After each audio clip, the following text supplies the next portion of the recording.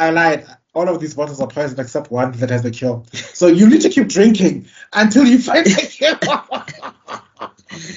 That's funny. So yeah. Welcome to yet another episode of the Nerdgasm podcast. And I've made a comment on TikTok. We are sober, but I'm telling you, man.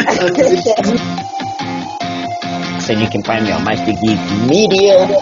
Hashtag RECAST TCHALLA campaign. Every time Jack had to find someone from Africa, he's so plain. Okay, I'm tebellokhala. Welcome to Nerdgasm.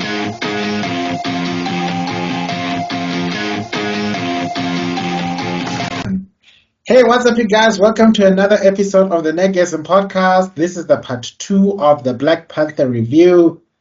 I'll work on the titles later. So,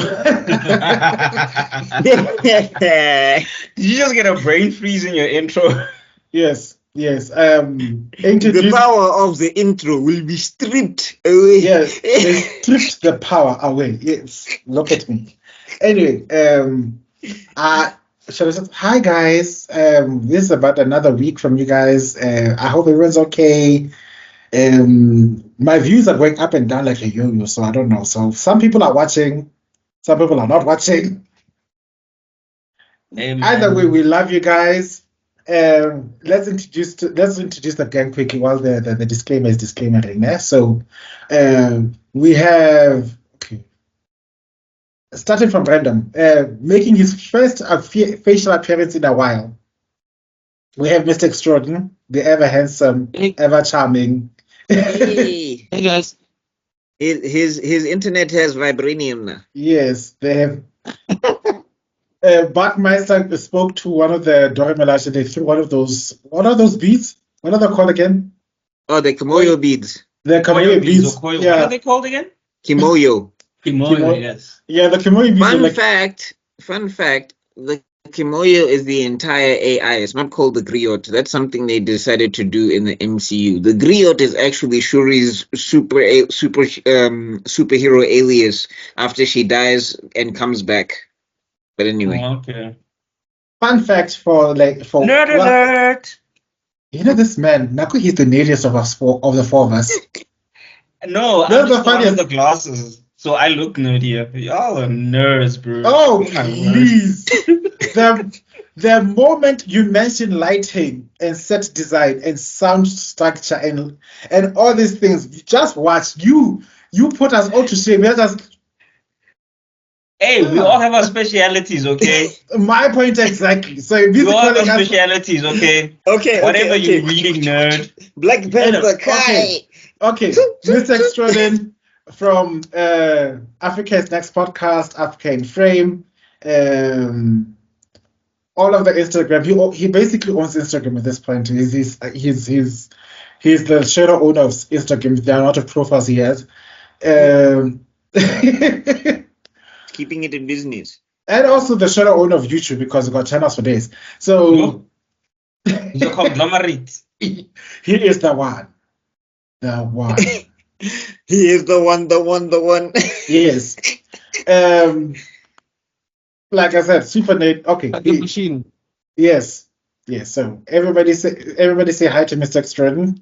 The details for the movie will be below. Yeah. Look at us. Look at him charming us with a gigantic smile. Anyway. Next. Moving on. Let's move on. Who's next? I shall go to the resident. The guy who called me a nerd. Who called us a nerd. The Fire Lord. Also known as Zuko. We need to give Mr. Extrodin our energy. He looks like he's freezing. He's frozen again.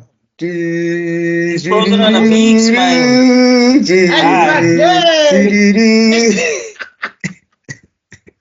No, I don't think I was frozen. You were frozen on our side. Okay, okay. Awesome. All right, that being cool. said, okay. Zanu Zuko, also known as the Fire Lord. Follow him on Twitter mostly, but follow him on all the social media at GoDayZ. I'm very sweet on Twitter. Yeah, he is Shane. It's like he's the rest. Like I said, he's Sweet the like diabetes. wow. Damn. Wantoha. Get Wantoha. Ow, my government name, Ivile. You. I have to go government now. Yo. Yantuga. Vinamba. You know that okay. Follow Mr. Oh, he's guys. He may call us geeks, but he knows about film and directing and everything. This guy knows his stuff. If he wants to break down certain scenes, he can break it down in such a way that you think that you didn't even learn English. Yeah, he's the guy you wanna sit next to during Score an high. anime tournament Over arc. He's the guy that 9,000. explains the fight. Yeah, him. Yeah, He would be the yeah. he'd be the guy like he's using this technique. I thought it was forbidden. How did you learn the forbidden art of this, and this? The Tamagotchi technique. It's an ancient art Vegeta. that has existed for 500 years. Yes, I didn't know how it- Guys, and- give some What does the names, scouter like, say you know, about his Sukua level? yeah, and Over then 9,000. Yo, he'll be the one. 9,000. He'll be the one standing up. Bitch. He'll be the one standing up suddenly when somebody achieves ultra instincts. And like everybody has to get up now because like, why are we getting up? Like he's finally reached the level of the gods. Who? Gotta be him.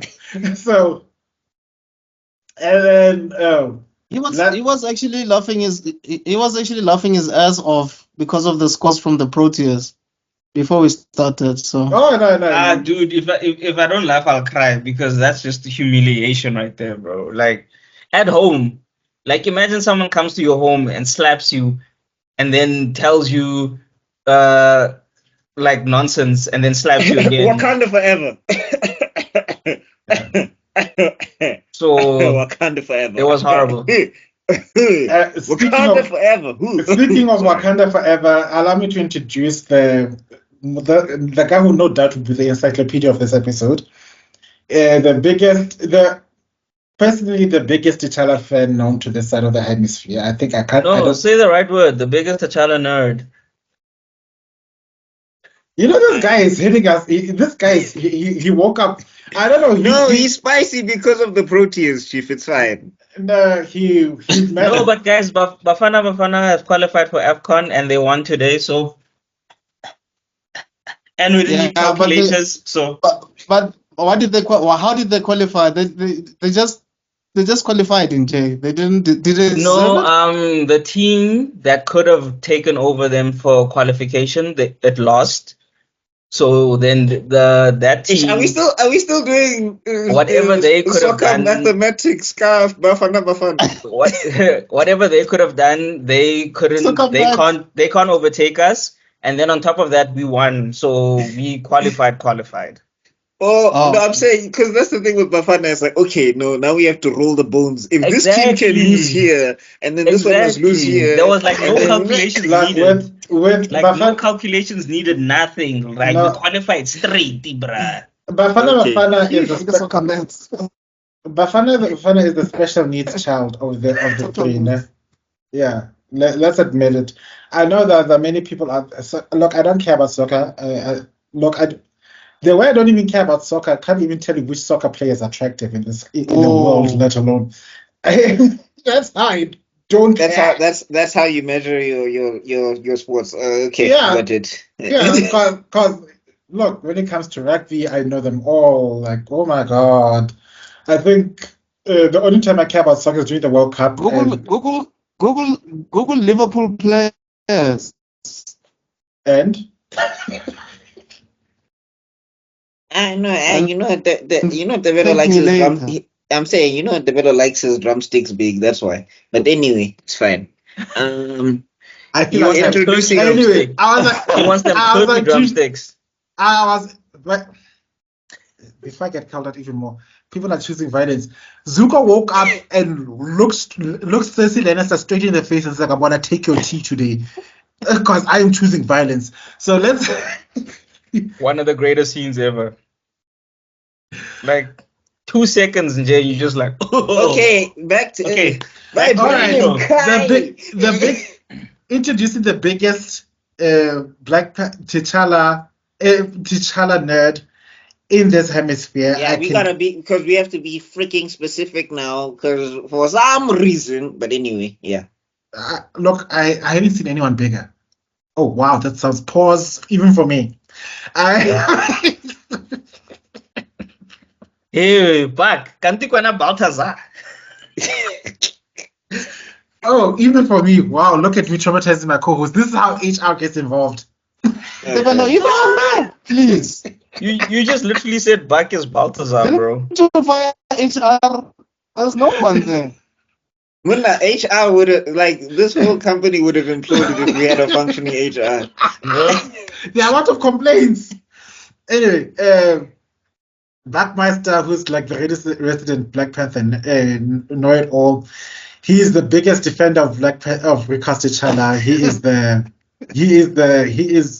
He's like the Captain Commander. If he was in the One Piece universe, he'd be one of the Emperors of the Sea. If he was in Bleach, he'd definitely be one of the captains when it comes to RECAST TCHALLA Gote 13.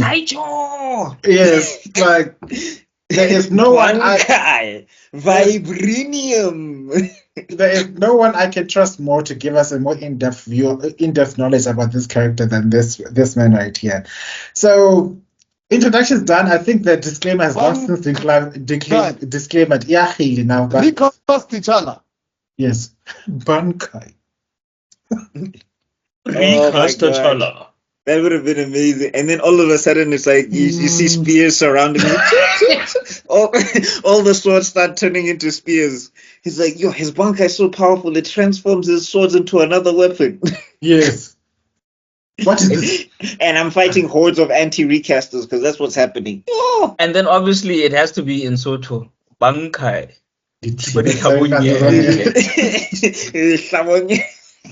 Anyway, we were busy with the. Okay, somebody give me the proper definition. All right. Okay. Marvel Knights Black Panther. Yeah. Yep. Marvel On Knights BET. Black Panther. What happened to BET? Like Black Panther should be on BET. Good lord. Black Entertainment Television. Wait, is Mr. Extrodin frozen again? Mr. Extrodin, are you there? Come on, Extrodin. Okay, we can hear him. Hear you. We can hear you, but we can't see you. Hello? Yeah. God, my medley. We lost his face. I'll be on audio only. It's fine. Oh, It's, God, not that. Well, you saw him, guys. You saw him. At least. Guys, you can put the rumors aside. He is not AI. He is actually real. Okay. Right. Anywho. That being said, Yeah. we're moving So to we the were fun doing part. the Black Panther BET 6 Will you- episode series. Is it 6 episodes? Yes, it's 6 episodes. We're doing the last 2 episodes today. Wow. No, the last 3 episodes. The last 3 three, episodes. because Yeah. okay. So we will be beginning to be. We're at episode 3. How many We're getting episodes to did we do last week? 3. We did 3.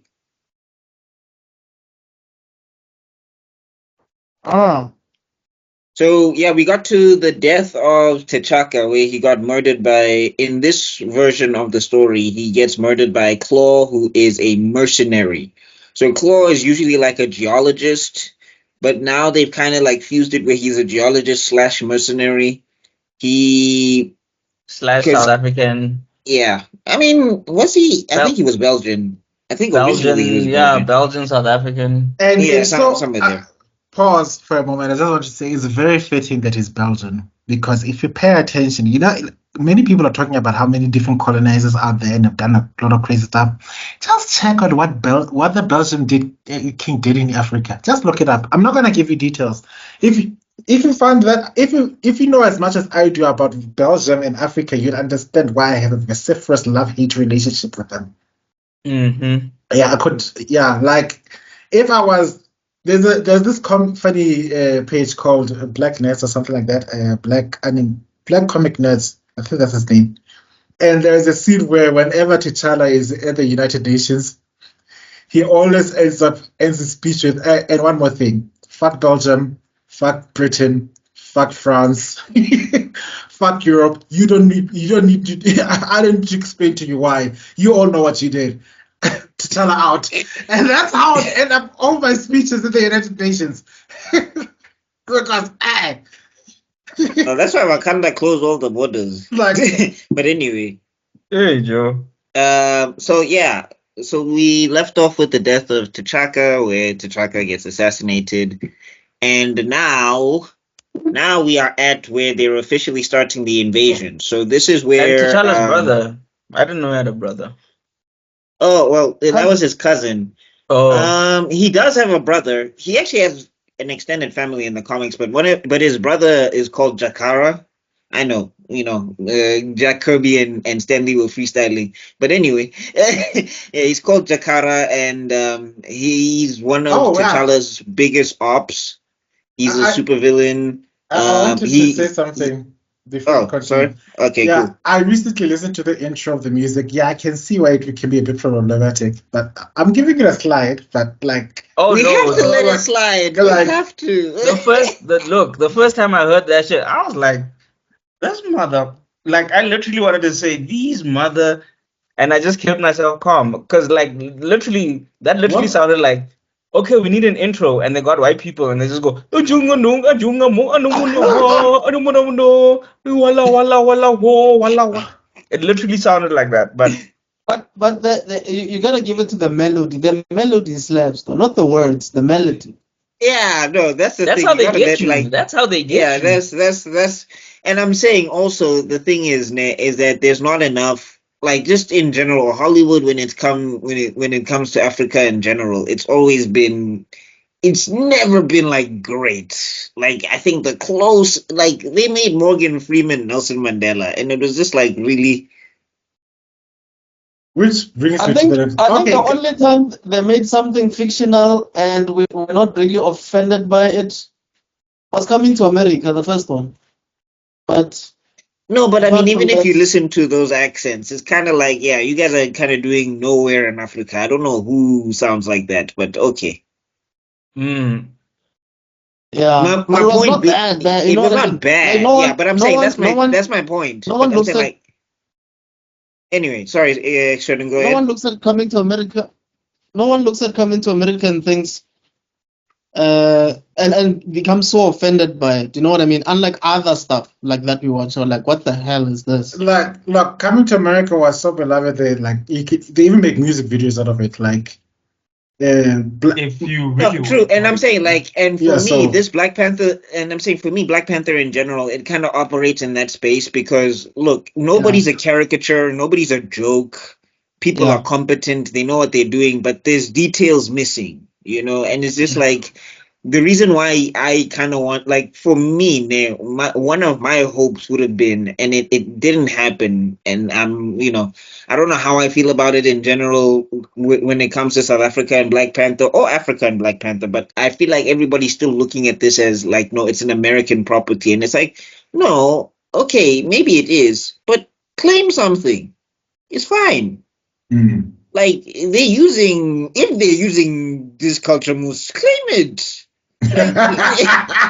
How?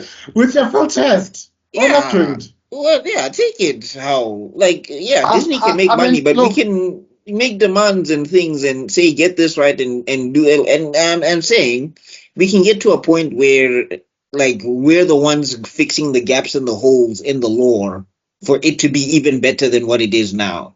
Because it's not bad. Like, this is not the worst that an It's not- American I can do to adapt an it's not Africa. I'm telling insulting. you now. Yeah, it's not insulting. I think that's what I wanted to say. It's got to insulting. It's like right there. No, I'm saying, like, when we come to the melody, yes, but if I'm looking at the characters and I'm looking at the setup and I'm looking at how they're quote unquote handling the culture, everybody here is a competent badass. That's pretty complimentary. That's a nice thought that somebody can think of seeing a black person and he's like one of the smartest, and a nation that's one of the smartest, and they're destroying invaders left and right. It's really cool. But there's gaps.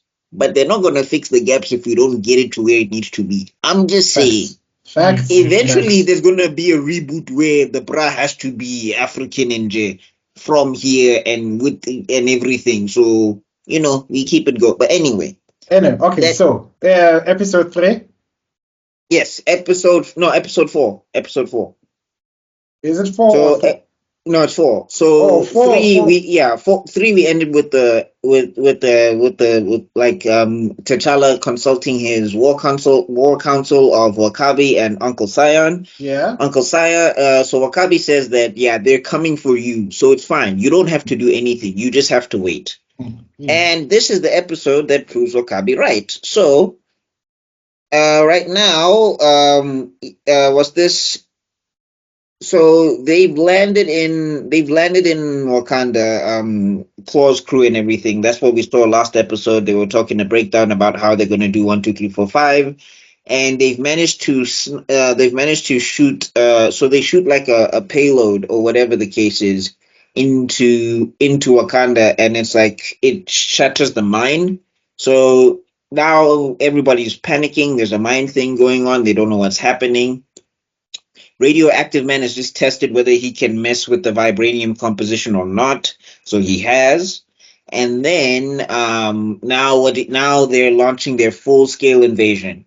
So they're planning to launch their full-scale invasion. So T'Challa goes in and saves. No. Sorry, I'm skipping ahead. Yeah. So first what happens is that Radioactive Man tests whether he can mess with the vibranium or not. He causes an explosion. A kid almost falls to his death. Yeah, an earthquake. He causes an earthquake. Kid almost falls to his death. T'Challa jumps in, saves him. It's really awesome, nice scene where you get to see this, people are looking up to him and everything. They're saying he won't leave because he has to show respect to the Panther God. It's a really nice scene. I really, really like it. It's tantamount to it's T'Challa's Superman moment. Because I think the other thing that I really love about this character is that he's so versatile. Like T'Challa is one of those few characters. He can go from being Clark Kent to Wolverine, and it will all make sense. Yeah. I don't want to say one of the highlights of, I think was it this episode where where his uncle warns him, like, don't let your emotions don't let your emotions No. That's the next episode where everything is going left. No, but no. It's this episode. Because he says don't let your emotions blind. It's like, emotions. I'm happy. My enemies are red. Is it this But one? I think he was capping a bit though, because he was pissed off. Look, he Oh, was, straight up. but He smashed the whole TV, dog. No, wait, that's the next episode, guys. That's the next episode. No. But even before that, even before the whole TV thing, if I remember correctly, he was pissed off because he was screaming or something. Yeah. And then his uncle is like, and he's like, no, I'm like, nah, nigga. This is the second time you lied. The first time you said you didn't roll your eyes when your mom said you're rolling your eyes.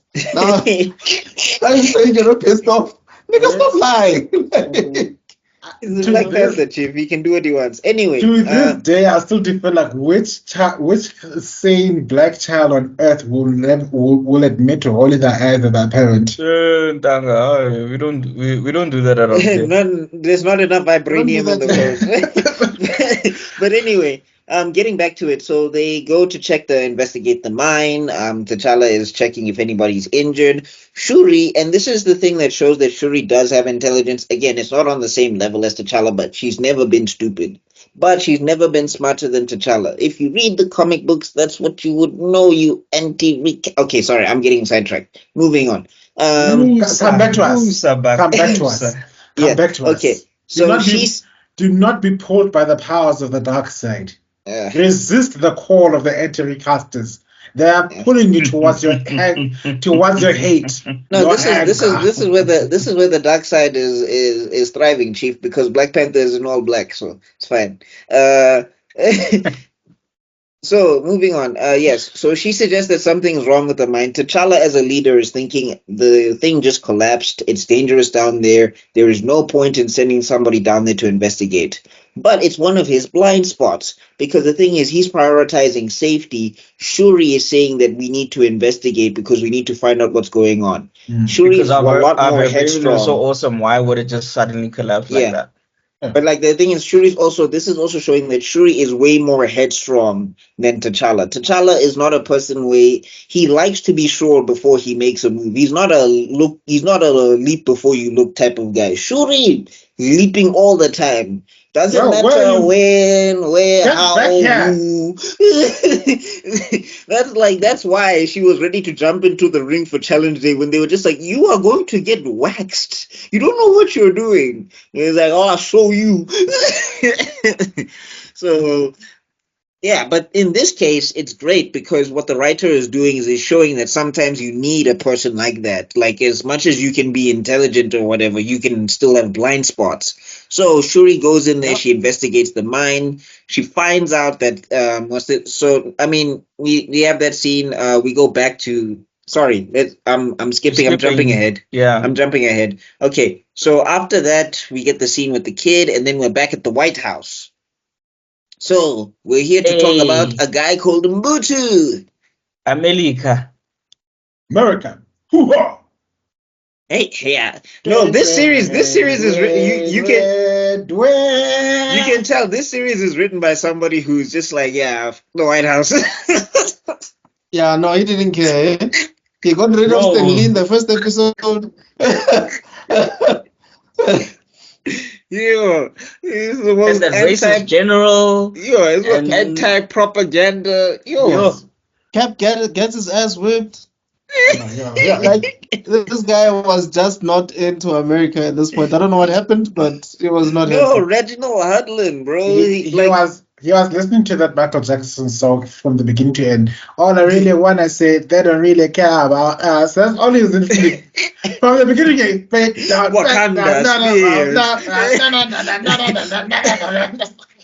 Wakandan spears, Belgian assassins. T'Challa gonna kick some ass. While America tries to take advantage, all I wanna say is that America don't really care about us. Yeah, no, Reginald Adler, man. Like, the thing is, his inspiration for this series was the Maasai, because historically the Maasai did have a technological advantage until, the colonoscopies really got deep in there. But until the guns gunned. The C word, for context, I'll just put it with, like, we won't say the C word in this video because we might get shadow banned. Apparently, you can't say shadow banned anymore. We have to say something funny like banana. Okay. It took me a minute to like, why is everybody talking about bananas? I can't guys talking about dildos. What the hell? Then, okay. Well, everybody was Madonna now. BANANAS. When you hear bananas, what do you guys think about? Is bananas. But getting back to it just quickly with the side from the Messiah. I don't know. Like, I do want to quell this idea that it was guns, because I don't think it was guns, guys. I think it was back alley deals, poison, and I don't think it was weapons that came and took over. Guns gave them advantage, but what pushed them over the edge was the backhand deals. And it's literally what has kept them in power right now. The reason we still have dictators and corruption and stuff, it's just backhand deals. Like, even today. But I'm saying, even with the guns, Zuko, like, what I'm saying is, like, they didn't document, like, I don't trust anything that's in the British Encyclopedia, because the remix. But all I know for a fact is that the King Mushweshwe, he definitively whooped 3 times. Even Shaka has victories, and he just had shields and spears, and he's got victories against them. I think all I want to say is, for those who don't know, look up Mushweshwe versus Kaskats. The gun really made a big impact on wars when the Gatling gun came through. Yeah, the Gatling gun. That's when it made a big also, impact. like, the guy, his name is something Gatling. Apparently, he made that because he was saying that I basically want to make a weapon so powerful it'll be mutually assured destruction. Yeah, how is that working out, Gatling? Dumbass. It's never mutually assured, because only one person has it. I think the ghost of Gatling must have been screaming at the Manhattan Project, like, it's not going to work. We're gonna make it. so powerful that it can wipe out an entire city. Dude, But I've tried it before. It's not going to work. He It's probably not gonna came work. through like cable, always too late. Anyway, getting back to this, so we get introduced to. So Ross introduces us to Mbutu. So Mbutu is your typical. He's a stereotypical African dictator. He's in America. He's doing lavish parties and all of that stuff. He's making back end deals with Kim Jong Un, I think, or something or whatever. Yeah. Like he's the puppet of America, and Naganda is like the puppet country of America, or whatever the case is, etc., etc., and all of that stuff. It's also familiar, doesn't it? Like let's just. But he's a horrible king, though. Like you're physically slapping President. people, He's not like you're he's a spanking. president. He's a president. Whatever he is. Remember, You're spanking it's people. democracy. Okay, look, I'm not gonna say it because you know what, I've already alienated enough of my fan base as it is. But if we were to take that type of thinking and apply it just north of Africa, I'm not gonna say look far, just look, you see Africa, there's Egypt, and they just look north. You might see some similarities. That's what I'm saying. That's what I'm saying. That's what Okay, so We Mbutu. forgot. So we get introduced to Mbutu, and Mbutu is beating on some poor dude who decided to talk out against him. There's African dictator. Yeah, it's always uncomfortable to watch, hey, but it was a and reality. Then he realized he literally killed doctors, all the doctors, because of whatever. Like With a how you belt, kill the bro. doctors. And then he realizes Hey, another thing where he goes like, do we have plumbers? Did I kill them? And they're like, no, that was the doctors. It's like, okay, yeah, we've got plumbers. Like, bro, why are you killing? Like, we have a nation. that don't make sense. Like let's just think about this. The census would be 10 people. No, Exactly. guys, it's not out of character. There are documented cases. I believe there was one dictator who wiped out every person who wore glasses because for some reason wearing glasses was. in our backyard there when Bob was bobbing. When B.O.B. was still around, people would disappear if they said anything. So remember that one time Bob fell down and he wanted to find the people on the internet who made fun of him, and he was like, "I'll track you down and hunt you down." And the one that made him the most upset was the Michael Jackson edit. That was hilarious. I still remember that. He wanted to track down he's like, "I will find your editors. I will find you." He turned into General Zod. I will find him, Laura. I will find him. And somebody had to sit. I think this is why I could be wrong, no? But I think this is why they made these African places fictional in Marvel, because they didn't want to cause certain wars with these African leaders if they called it like Zim or whatever, because if anything happened in the fictional universe from Marvel, it could have upset the real people, the real inhabitants of that place. Imagine. Like Namor flooding a whole country. That wouldn't have went well if it was like in a real country, you know what I mean? Well, it didn't go well until we got Wakanda Forever, and everybody was like, "Well, he misunderstood." Yeah, misunderstood the mass murderer, but okay. Don't care how. No, but gorgeous- in Marvel, if you're a bad guy, if you're a bad guy in a superhero movie, you're always misunderstood. No. What makes it worse with Namor how do you say it? How do you say it in Black Panther 2? It's not Nemo. It's Kulkulkan. Kukulkan. Yeah, what like Kulkulkan. The one Wow, thing, it sounds like it sounds like a thingy, a turkey. That's one kalakun. the feathered serpent. It's one thing you need to know about Kukulkan that he had in the MCU is pretty privileged. That guy is pretty enough for people to start getting. Everybody's starting to get. And he's like, he's not I've even. realized But I'm saying, the more he's not even attractive the like- guys. But I mean, he's not well. Okay, I don't swing that way anyway. But I'm just saying, if we're talking about how conventional attraction has been in the MCU, I'm like, No, him? no. Let me put it this way. This was the introduction to the toxic Latino dad bod age. So like he No, not intellectual. that, papi. Yeah, papi. Yeah, El Ringo papi. Yeah, that's what he has. He's got that. He's bad for you, but he's bad for you. Yeah. Your mind Because the says thing that no, was but your interesting, ovaries are saying yes for some reason. because the thing that was interesting is like women from Black Panther 1, they got on Killmonger hard. There was a section of time where they were like, yes, it's good T'Challa beat up this woman abuser, what. We get to Wakanda Forever and it's, oh, Namor. It's like, all he did in that movie was body women. He killed the queen. He killed the queen. He killed the Dora Milaje. He killed the children. I'm like, bruh. And also, because they only took the female portion of the army, which doesn't make sense to me, but I'm saying they did, he killed a bunch of other women. I'm like, why is he getting away with this? Anyway.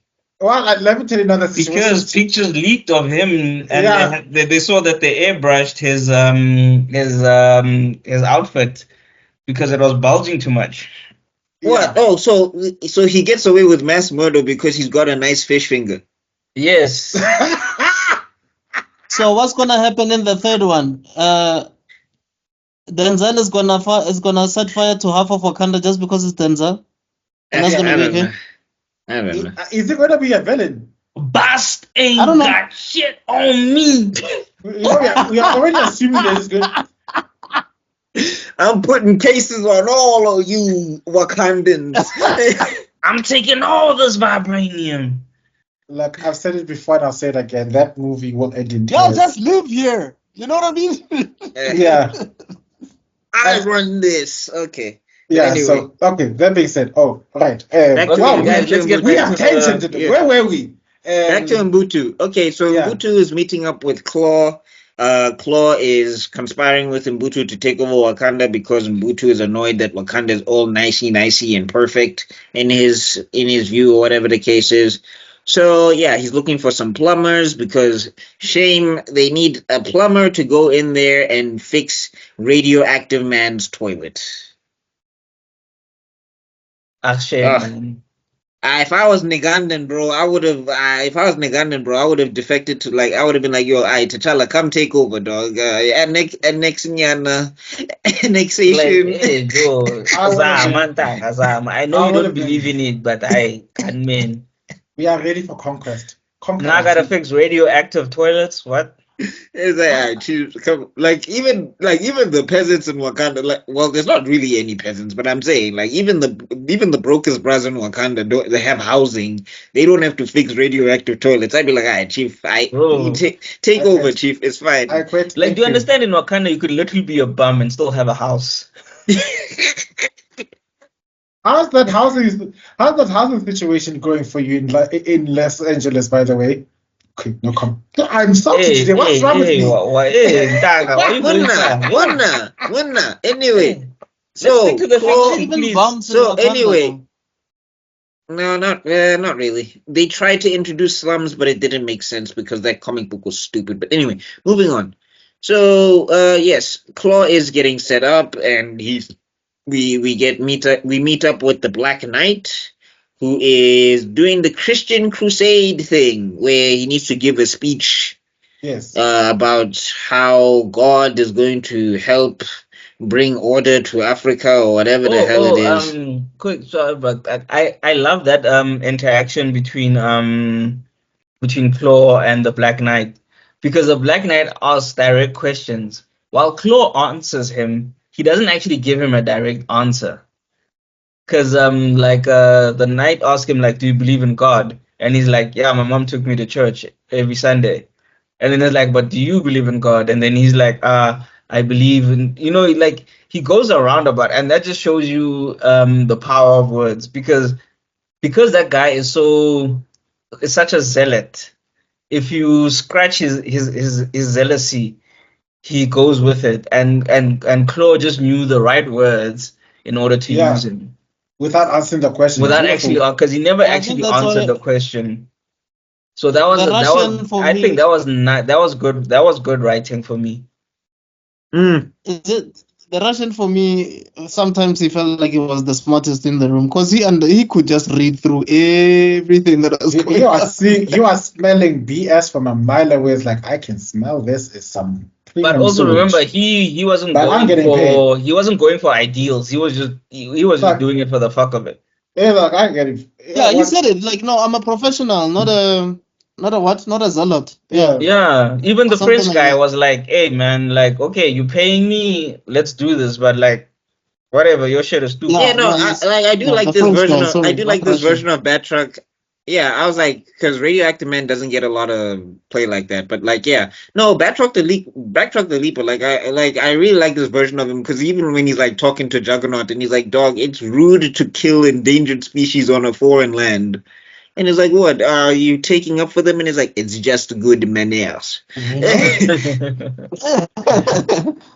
Yeah, like Yeah, hey, Juggernaut, they definitely make Juggernaut an idiot in this one. Yeah. Juggernaut had an IQ of 60 here. Look, to be Whoa. honest, Hudlin doesn't care about like the X-Men's like that. Like Juggernaut is just kind of a body to be used. Originally in the comic books it was Rhino, so that he could do the Rhino on Rhino joke. But anyway, Oh. But then they said no. yeah, then they said no, so it had to be Juggernaut. But anyway, like, yeah, Batroc the Leaper, he's not in, like, he's a mercenary. Like, he's for real, for real. I don't care about your personal vendetta. Whoever's winning is the side I join, or Yeah. whatever the case is. Yeah, Yeah, like if you so, pay me enough, then I got you. Like I don't care that the sun rises in the east, sets in whatever. Dog, where's the money? Yeah, thank you. Am I getting paid or am I not? so yeah, we have that meeting. They do the whole thing. Black Knight gives the rousing speech and gets everybody ready. Then we jump into a bit of a nightmare sequence. So T'Challa's starting to feel the pressure of the throne a little bit. About bloody time. Yeah, I think things are getting to him a little bit. Also, maybe he's feeling a little bit unbalanced from his desire for revenge and everything. And we get to see Bast. And the thing is about Bast is Bast has two modes. She's either very caring and loving, or she wants to eat you. As you seen in that Nightmare Fuel video. Oh no, that post I said it was a video about when T'Challa ended up being interrupted by Bastard. Like, what the hell is going on here? Yeah. Why are you kissing that white woman? Yeah, no, she's very harsh on her champions, but she's very protective of her champions. There's a great comic called X-Men Worlds Apart, where Storm is the main character, and she basically has to save T'Challa and Wakanda from the brainwashing of Shadow Man. It's really good. So she has to team up with Bast, and Bast is looking at her, and she's like, "Look what you have done to my son and my champion. You come here with your X-Men nonsense, and you put the whole of Wakanda in danger." And Storm is like, "Do you want to save him or not?" Look, Hey, What but do you like want? one thing about Storm, like she's not about the BS, dog. Like she's she believed that goddess part of her life. Whenever like you are a goddess, like I bet, and like I want to speak to Bastard, you must supplicate and kneel. One goddess needs you, another no thank you. They're like, hi, Skype call. Listen here, your champion, my husband, is in trouble. What are you gonna do about it? Look at it. That's literally what happened. Oh my god! And then the 11 is talking in this conversation. Yeah. Come on. yeah, and then Boss was like, "Fine, what's your plan?" And then basically, the plan is to let Bast inhabit Storm, so that when Shadow Man tries to take over Storm, he meets Bast, and the first thing Bast does is rip that man in half. I ain't got time for that. What? I need to be subtle. What happened to the gods saying all life is sacred? All life is sacred in Wakanda. Is it from Wakanda? Ain't my problem. No, invaders get no, like Wakanda. When it comes to invaders, there is no mercy. Like there's literally there's a story called "See Wakanda and Die." Like that's literally you come to the borders and the gates here and you're not invited, your head will be on a pike. They don't play. You know, as much as I'd like to have a passport to Wakanda, at the same time, I would never be caught dead in a million miles from Wakanda. I know No, myself. no, no. If you're invited, you're fine. If you get Even an if invitation, even if I'm invited, I know my dumb ass will say something that will piss the wrong person off, and the next thing. Nah, they'll just kick you out. But if you come with that bullshit, they'll respond with the bullshit. also, But fun fact, Wakanda, very, very progressive. I think T'Challa officiated a gay wedding between Taku and Horatio, and also the Dora Milaje and all of that stuff. Yeah, fun Mhm. fact. it's Oh yeah, it's I mean, almost wasn't there like a member of the LGBTQI community in Wakanda Forever the movie? yes, there No, was. she's based on a comic book character, and they're much better in the comic books. It's a lesbian couple and whatever. But I'm talking about from the '80s. Taku, it was one of T'Challa's childhood best friends, and he gets married to another dude, and that guy is called Horatio. He's actually from America, and T'Challa gives him citizenship so they can stay together. But anyway, It's almost as Hey if guys, it's nice. It's nice knowing the king. Ne? no, Citizenship. it's almost as if this homophobia is a foreign concept. But that's a discussion for another panel at anyway. another time. Yeah, anyway. So Hey. T'Challa wakes up and he gets news of it's the Juggernaut, we shall smack you with your own pimp. He's running through the chains and everything. Sorry, but before you continue, I just want to mention something like that. The fact that the Dora Milaje actually put him back together again in that dream, for me, that was deep, man. Like, sure, Buzz did whatever she did, but the fact that they got his back like that, even after what Buzz did, means it should mean a lot to him at this point. And the fact that he was woken up by them, you know what I mean? From a story telling perspective, for me, I was like, this is actually dope. Like, I could see what the writer was doing, even though it's a fast-paced miniseries. But that for me actually moved me. But anyway, that's just Yeah, no, I just a mean small thing I wanted to say. they're called the Adored Ones, Adorned and ones. yeah, the Adored Ones. Like that's because they're supposed to be wives in chaining until T'Challa changed it to just make it bodyguards because there's a bit of just to give you a bit of backstory on the Dora Milaje. So there was a Editing develop. You know which soundtrack to cue now, ne? Thank you. so there was a Black Panther, a female Black Panther. I'm trying to remember her name now. Jesus. So I'm forgetting her name. I don't know why I'm forgetting her name. Anyway, it's the ancestor of T'Challa. So basically what happens is she creates the Dora Milaje because she basically needs somebody to occupy the throne while she travels the world. She actually gets into a relationship with another woman who is the queen of Atlantis at the time and the Iron Fist and everything. So, and then after all of that happens, then basically lots of internal fighting in Wakanda and things need to stabilize. So then it turns into wives in training for the king, and then basically T'Challa overhauls everything and turns it into bodyguards. So that's the quick and the narrow of the Dora Milaje. So they are the adored ones, and basically instead of being betrothed to the king like they're supposed to be, now they're just loyal to the throne. And see. Yeah. I don't know why I'm forgetting her name. I just need to look this It up because happens, bro. it's going to bother me. I just need to look it up. But anyway, we can keep going. So anybody else know the plots I or whatever want. the case is? I just wanted to say to add to Mr. Extrodin's commentary about this show being fast paced but written well. I was just wanted to say like this is what happens when you have someone with the ADHD on medication. You see, when they're not in medication, they make the evil cult. When they're in medication, they make they make this big difference. Same pacing, different results. You see what I mean? Mm-hmm. Because yeah, I did.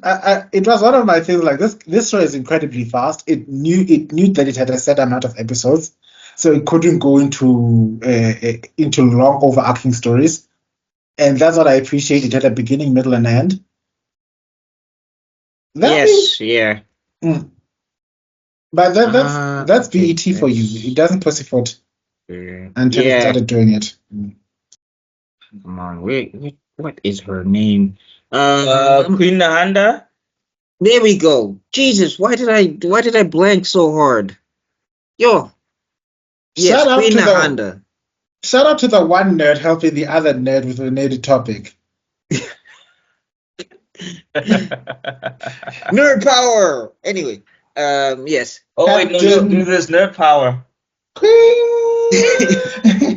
Yes, Queen Nahanda. She's the one who invented the Dora Milaje. Like, if I ever get to write Black Panther officially, I do want to clean up some of that history because there is some gaps because, other writers just change things. But anyway, that's basically the long and the short of it. Anyway, so back to this. So, T'Challa wakes up. Yeah, Juggernaut is running in. And there's a shout out to the funny scene with the woman who's just like, yeah, I'm not leaving. I just put this pot on. Juggernaut off me, Juggernaut. I need to just put the finish. cake in the oven. Like, girl, like, damn your cake. Like, there's that's the invasion alarm. That's not a smoke alarm. That's the invasion alarm. But I mean, I guess to be fair, because she's Wakandan, she's just like, yeah, invaders always die at our borders, so we're probably fine. It's just Very another true. day. That's another day. It was another day in Wakanda with some jealous colonoscopy is trying to break into this land. Which actually kind of works because Can you imagine the number of calls the insurance companies got that time? Well, they're insured by the king. My house. I was about to say, but do they even have insurance company? Because aren't they just insured by the government, which is the king? Yeah, no, T'Challa pays for everything. Anytime Wakanda gets wrecked, he just builds it up again. With all his quintillions. Maybe that's why he also has beef with the villains. Like, nigga!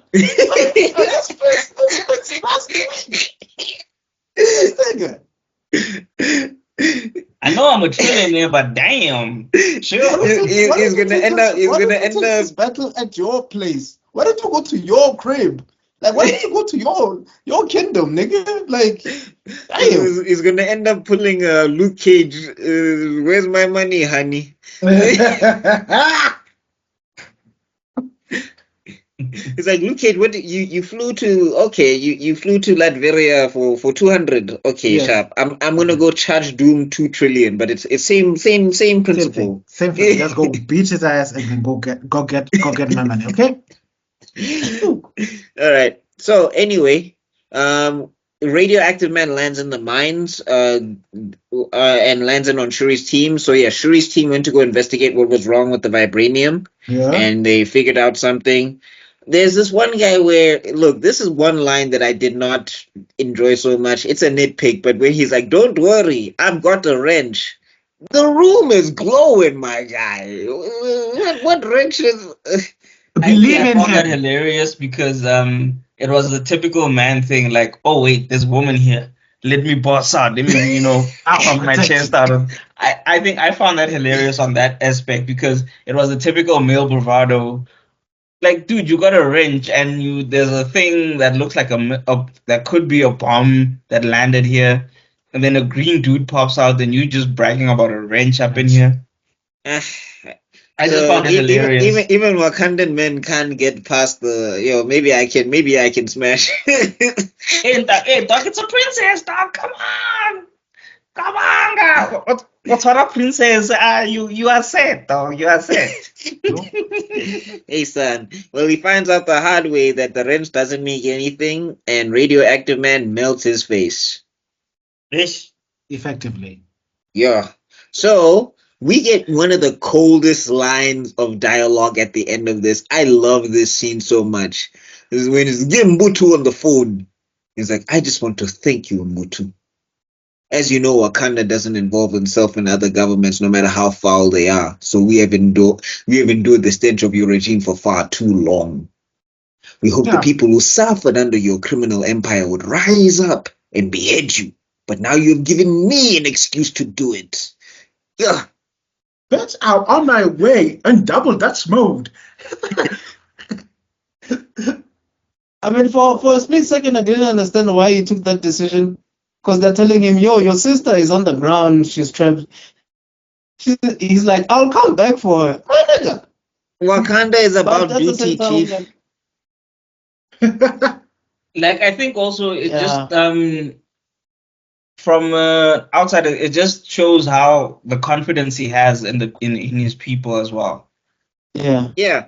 Even though I think he shouldn't have gone, I still think he shouldn't have gone to handle. He could have just sent Uncle Sai to handle Mbutu, because Uncle Sai is also not about the PS. So because he's the king, so he needed to be there and handle shit. But Take care of I this can also matter see the other myself. aspect of he has so much trust in his people and in his subordinates that he didn't feel it was that necessary for him to stay there, because he was like, y'all got this. I'll be right back. Yeah, No, you've but been I doing think the reason why he needed to go to Mbutu is because remember I think Okay, go ahead, Mr. Extrodin.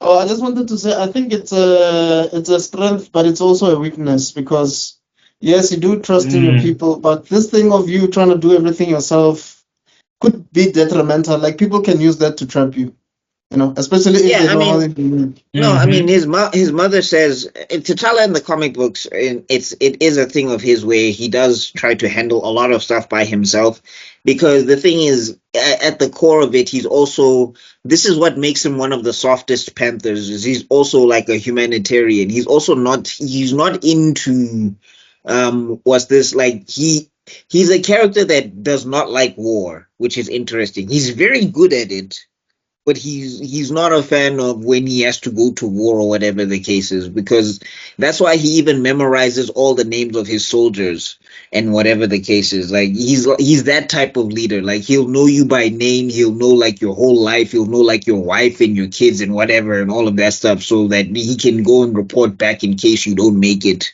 type of thing. So that's kind of where that stems from, in his inability to delegate, because he's just like, no, I'm supposed to be the sword and the shield and the spear. I have to carry everything. Like if my people are dying, it means I'm not doing my job, or whatever the case is. And then with Mbutu knew where Claw was, right? So for T'Challa, if he can get Claw, he can close the book on this war fast, and Mbutu knows where he is. So that's why he also went. Now, problem being is that Claw, this is the brilliant writing, Claw knew that T'Challa would take the bait because Mbutu's big mouth. So that's the maneuvering of, because in this And particular this series, happens when you write a story where you write a story that's not like a D&D campaign. You don't make things up as you go along. You need to. Yeah. You need to. That is actually an apt description for some things, because in some movies there'll be just a scene and you'll be like, after the movie's like, why was that scene there? Yeah. Like it literally made no sense, or it made sense but not in the context of the movie. Okay, but anywho, yeah, so he goes to go fetch him. So like Mbutu opens his mouth, and Claw killed him. Claw! And that's when now we get into episode 5. So episode 5, this is where we get the line, "Don't be emotional now, T'Challa." Emotional? I'm happy. All my enemies are in one place. Like, boy, I've been waiting for this moment my entire technically life. that's an emotion, so he is being emotional. Yeah. If you want to be pedantic about it. Well, he's not like I'm angry and I'm not thinking straight. He's just like, whoa, he's Blade in Blade 1 when Blade saw the vampires after Whistler got killed. He's like, I'm about to open a can of whoop. Yes, he's not blinded by anger. He's blinded by joy. Still same problems, different different symptoms. He's like, oh, I'm about to kill you guys so badly. No, I'm going to I'm going to suck out your heart from your kneecaps. Oh my God. Just one thing. Just one little pedantic thing. How was the Black Knight toasting those jets like that? With his Like, light. I'm Well, sorry. it's the ebony. Well, it's the ebony blade, so it's No. like I get the blade. I'm talking about a flying horse Yes. and a jet. Yes. I think he's talking about the aerodynamics of it.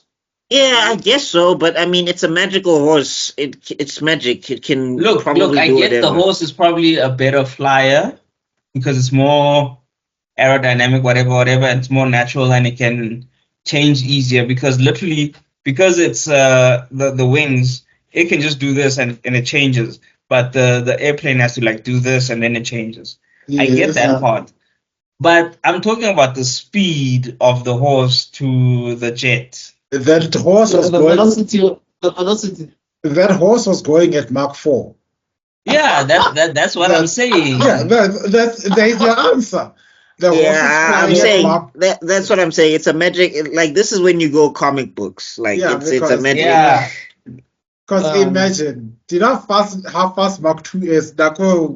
Yeah. People are literally before we start But talking about anyway, speed. it was a little nitpick for me. It wasn't really.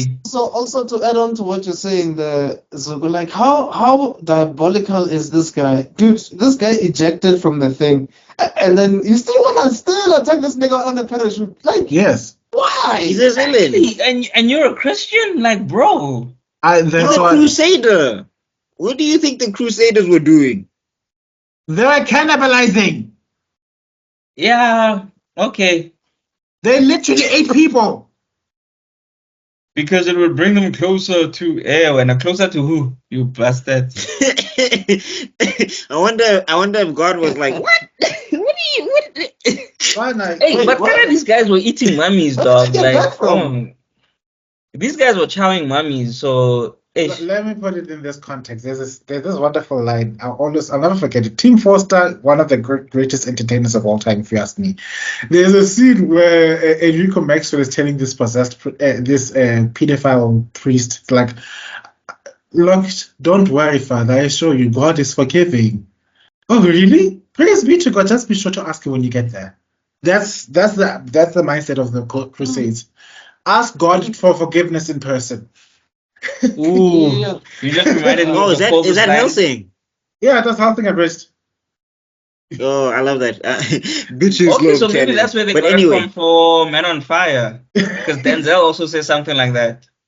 yeah. So moving on, well, we get a scene with the X-Men because Ororo she can use Cerebro in this version, But which is those are all the things I was like, okay, Cerebro is. Yes, What? I was like, wait, what? I thought only the She mental uses people could use She Cerebro. uses the Blackbird. I'm like, what's going on here? Like, no she has a Blackbird lot is of things, bro. She has so much autonomy. No, but Blackbird she's Like, been she has a lot using. of Even autonomy in this.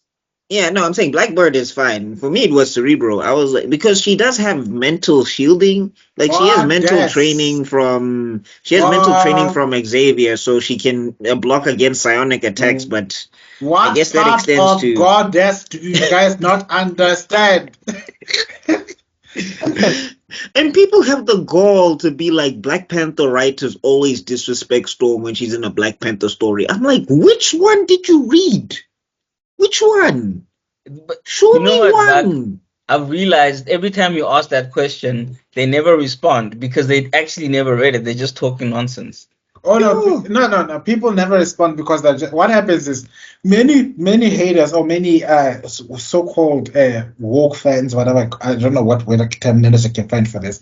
You know, Assholes. they find somebody nitpicking something from TikTok or whatever, and then they decide to embody that, take this person's opinion, make it a fact, and then come spew it at the rest of the world. And without a single iota of scrutiny, when somebody just scratches beneath the surface. What do you mean by that? They have nothing to fall back off because it doesn't the argument to begin with. They didn't even have the facts. They're just regurgitating something they've had. That's why the MCU is doing what it's doing today, while people are believing the MCU for whatever it's saying the MCU is.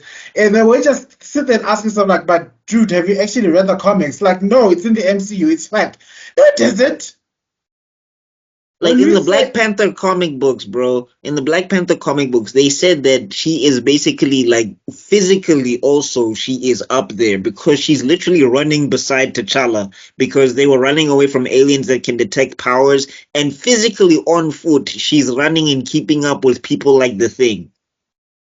Meanwhile, Johnny Storm, he can't fly, he's tired, he has to get carried. But Storm on foot. She's a martial artist in Black Panther comic books. She actually created an EMP and downed a whole Skrull spaceship, and she did it with her mind. But okay, yeah, Black Panther fans, we disrespect it.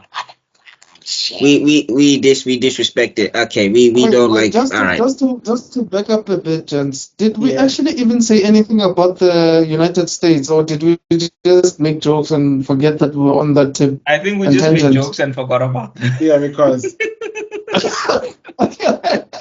Well, I mean, look, their whole thing is we're gonna talk about them again because they really didn't do anything really important at this point. They're just emphasizing that we're not allowed to let the Belgians get in Wakanda. We're going to go assist Wakanda in this invasion effort or whatever the case is.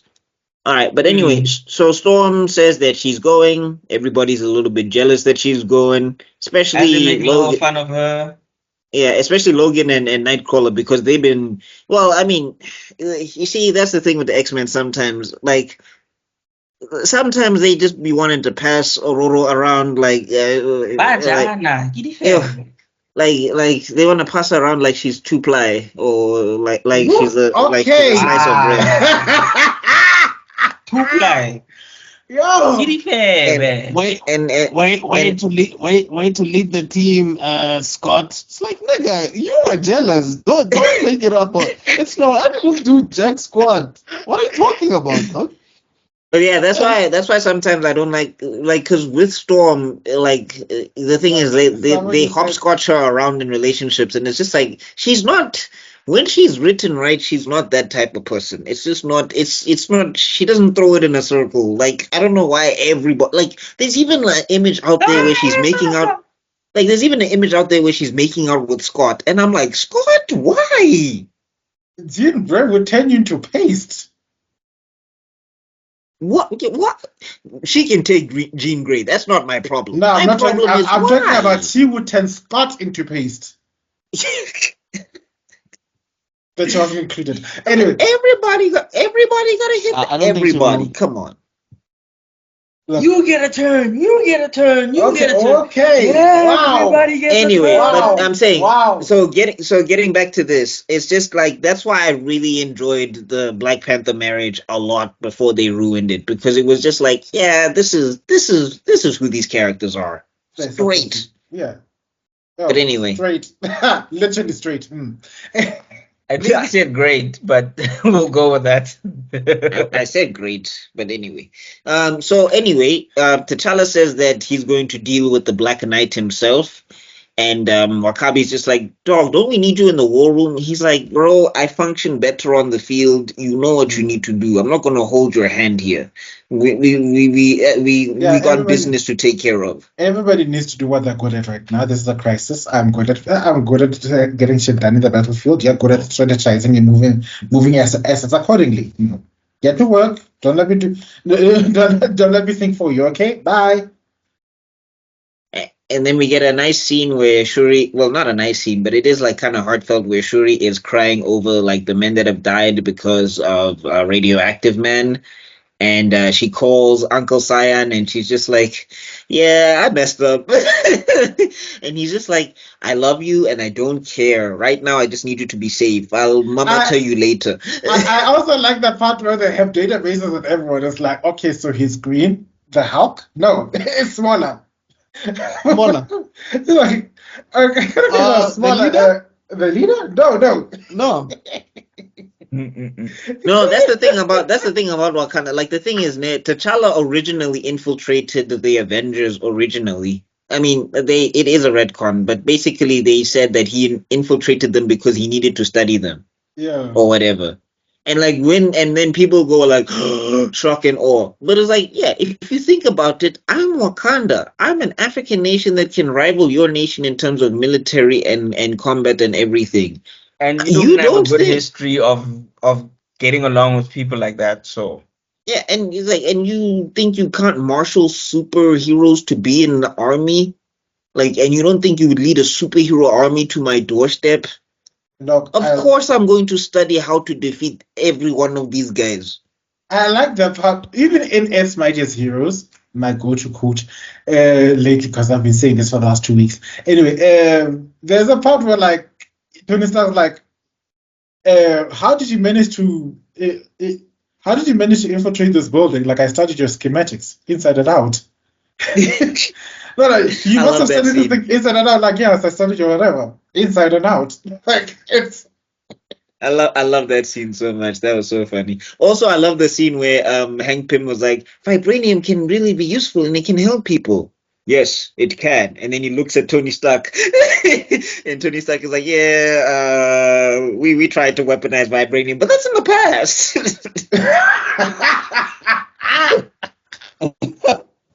I'll be back just now, gents.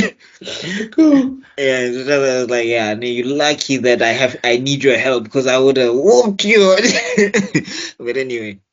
That's what the first swipe was for. You see, when he swipes at Iron Man, he was like, "Yeah, that's for the vibranium, Yeah, that's what Satan." colonoscopy. Anyway, Anyway. Okay, no. It doesn't count. It doesn't count. It's just one word. It's just Okay. one word. It doesn't count. Okay. It does not count. We've okay, been so good. We haven't mind melded in 2 weeks, and now we have to. No. This is just a mistake. okay. Anyway, so we get a nice. I love this theme song. I wish it was the T'Challa's theme song. I want to like steal it and use it in my animation or whatever the case is.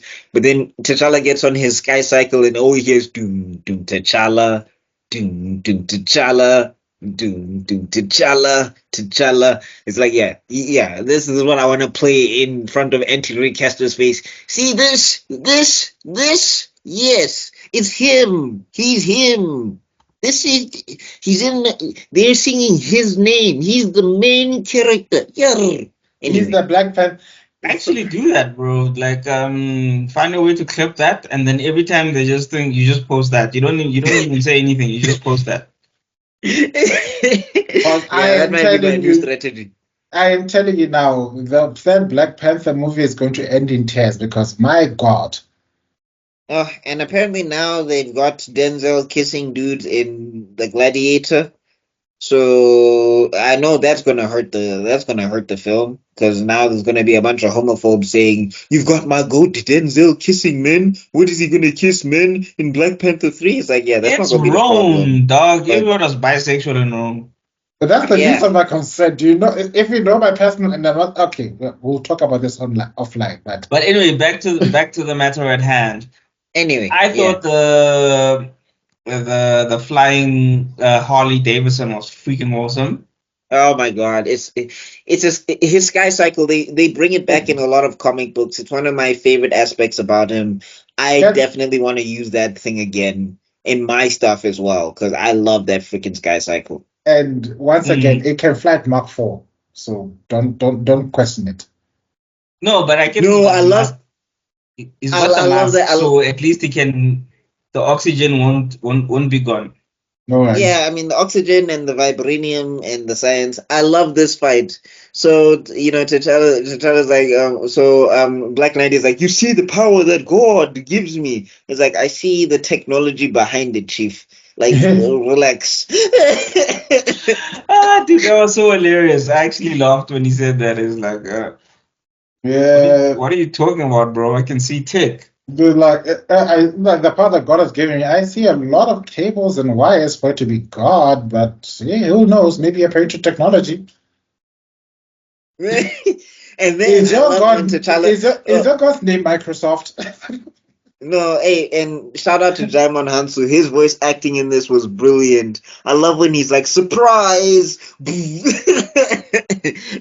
like, so, you said that you were winning because God was on your side. Now that you're losing, has God forsaken you? Blasphemer. It was just a philosophical question. Hey, dude, that dude was in his feelings, and then he's like, "You're flying too low," and then he's like, Not "Not for me, I'm not." Yo. It was just a philosophical quest. Not for me. Now drop your sword or we'll blow your horse out of the sky. Hey, bruh, T'Challa was not with the BS. He was like, "Hey, hey, Do you want this horse to die? Yo, you guys, you don't understand. Like, yeah, this series has problems there, but like, cultural nyana things. But with the depiction of T'Challa, yes, sis, chef's kiss. Mm. nah." I like that. That's also one of my favorite scenes there, because like T'Challa was unintentionally hilarious, but you also knew he was dead as serious about what he was doing. So Yeah, like that line is funny, but it's not funny. He's like, "You're flying too low, not for me." He's like, "Yeah, I'm Yes. gonna break your back and your spine. You keep messing with me. I'll make you a paraplegic on the ground." and then also I think this is the episode where they finally get they stop what's his face, Juggernaut, and Yes, with the smoke, with the sleeping bombs. yeah. So, Surprising, yeah, go surprising ahead. everyone. Yeah, I mean, maybe They like are so he caught off still guard. got. I mean, he I still mean, he got still like breathes, human. Ah, Yeah, he still or breathes. So is this the episode where Storm arrives? Does she arrive in this episode or the no, next no, one? no. Nah, she It's the next arrives in the one. last one. It's the Because next one. she says one of the most badass lines. Yeah, but we'll get to it. Anyway, so we get the subplot with the United Nations and the blonde lady who's trying to get in on Wakanda on the other side, because basically this is supposed to be a pincer Oh, attack. So yeah, at the same time, we forgot to say that the US government is trying to send aid. Also, how yeah, fast is that dude's jet? Like, god damn, bro, you were in America and now you're in Wakanda, and the war started. You were at the UN. You had to drive to where your jet was. You got in your jet, and you got there, and the war was still going on. Yes, there's your That thing answer. is fuck. That thing was going Mach 10.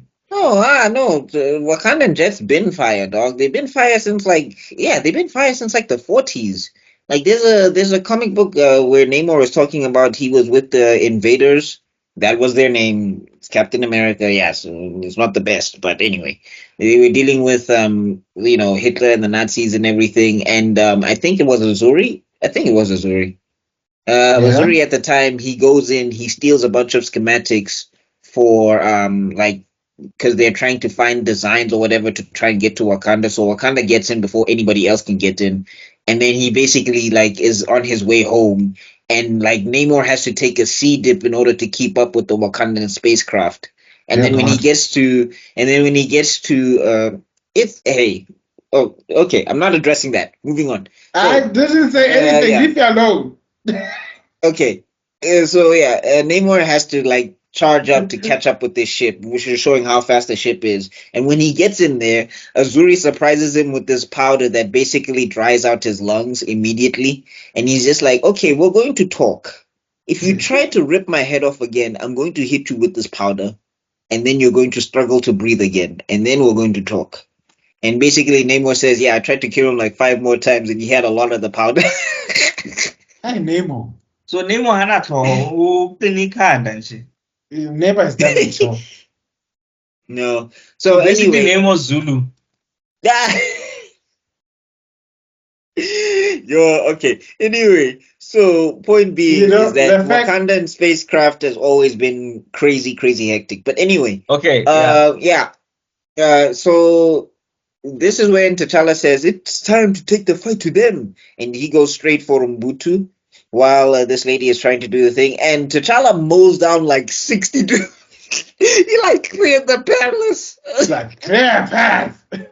But you know those dudes weren't even like, they were like, okay, dog, like, you're Yes, like, oh yes. no. Oh no, we are being invaded by Wakanda. Oh, say Oh no, we yeah, must. no.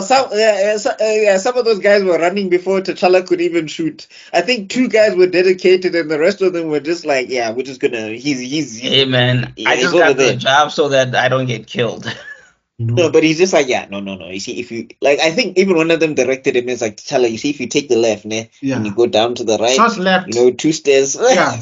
Short left. Third The door on your office at the right. end. Office more, corner more. Yeah. Past the toilet. Uri, three. Yes, that one. You see the door. You'll never miss it. It's okay. Now, don't worry. I'll pretend I'm knocked out. Ah! Oh, what are you for?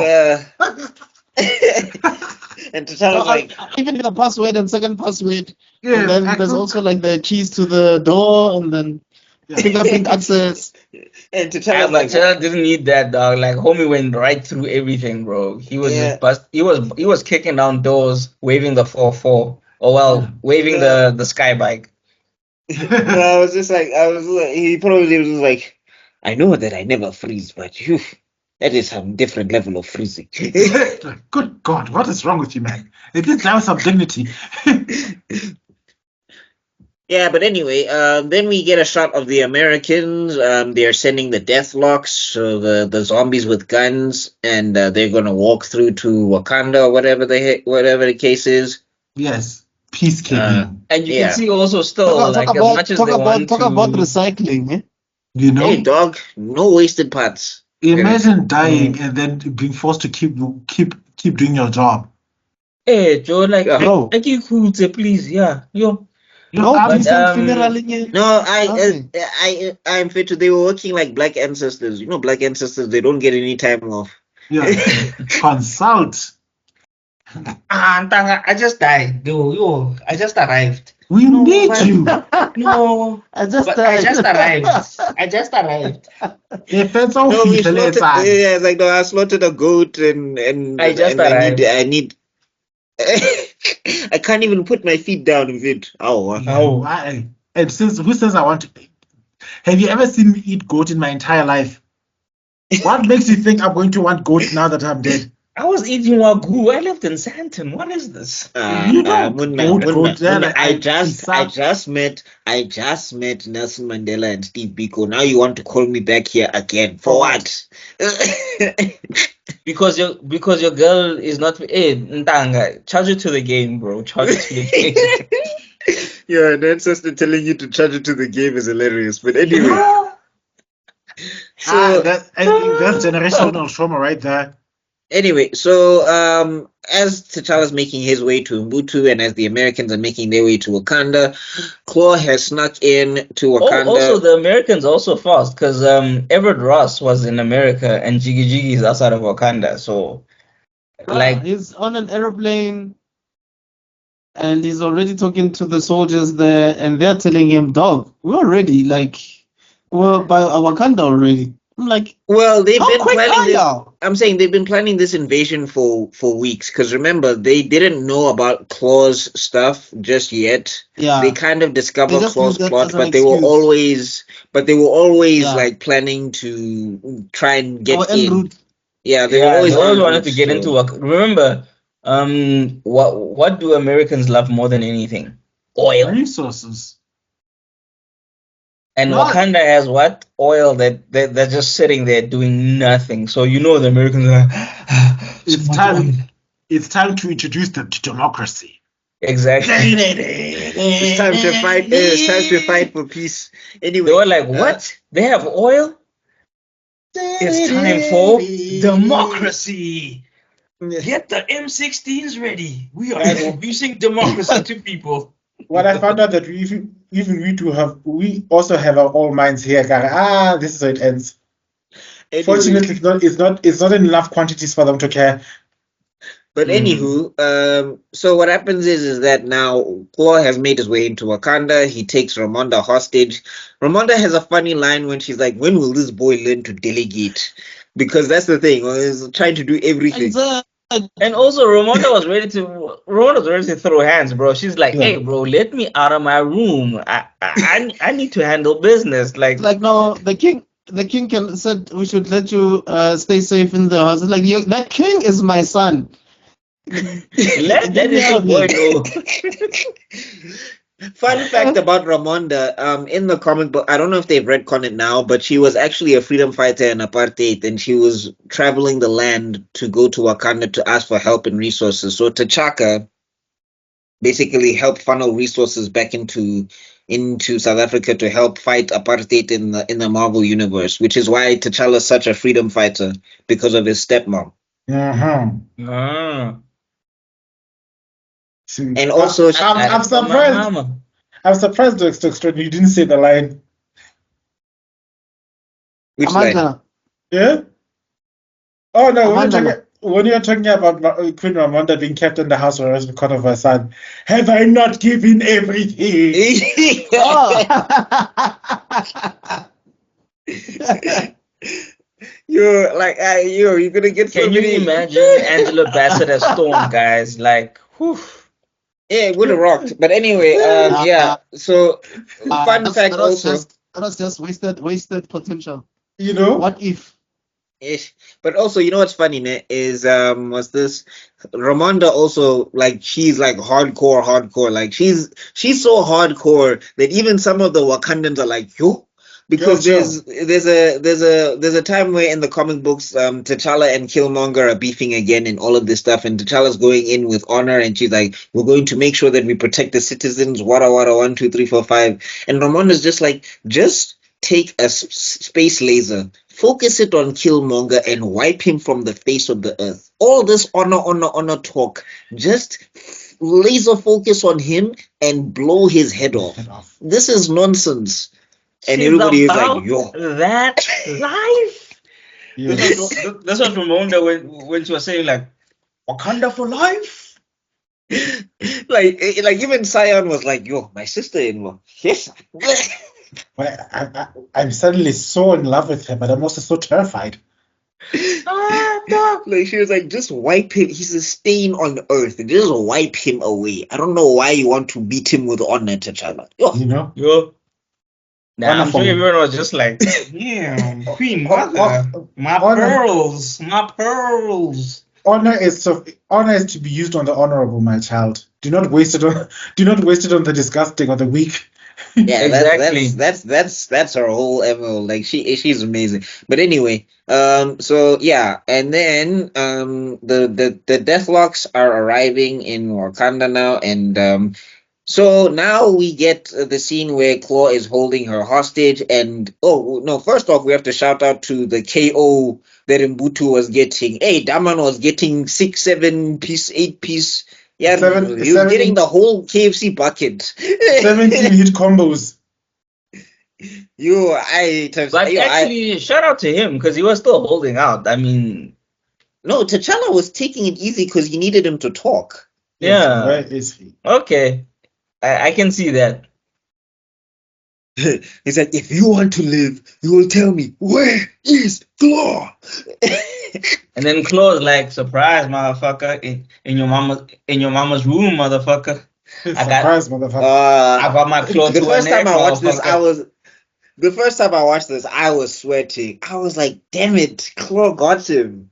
And this is another thing, ne? This is a way to show, like, this is the thing that annoyed me about the stuff in the MCU, because the writer was like, we don't know how to challenge T'Challa. This is how you do it. It's not that hard. Right? God, somebody. I think that's what we need to do. We need to like sit K-Ferg and Kugel and then just sit them in front and let them just watch this. And then he's like, see, it's not that hard. Yeah, I wanted to say something when you're talking I mean, about for someone who doesn't like to delegate, that's his weakest point. You just make sure that he's not at the same spot where you're going to be doing something. Simple. Mm. I wanted to say something now. You're missing. Oh yeah, the fact that he kidnapped his mother reminds me of a scene in a movie that I think many of us here would like to forget. Which one? Don't traumatize me. Justice League or Batman v Superman.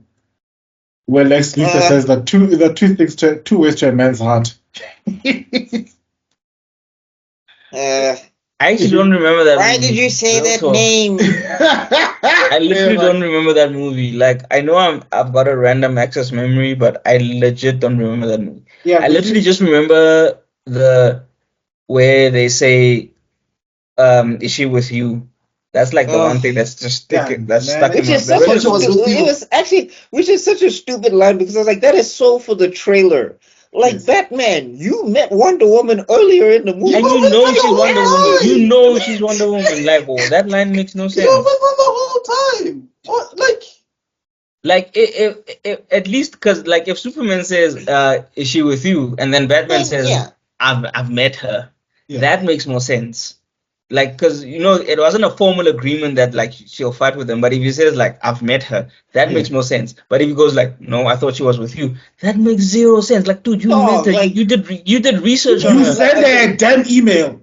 You did Superman is research meeting on her her, for the bro. first time. Like it's meeting her for the first time on the battlefield. How can she be with me? Anyway, moving on. So yeah. But I don't want to complete the line. It's like the two ways to a man's heart. First is his favorite woman, and the other one is his mother.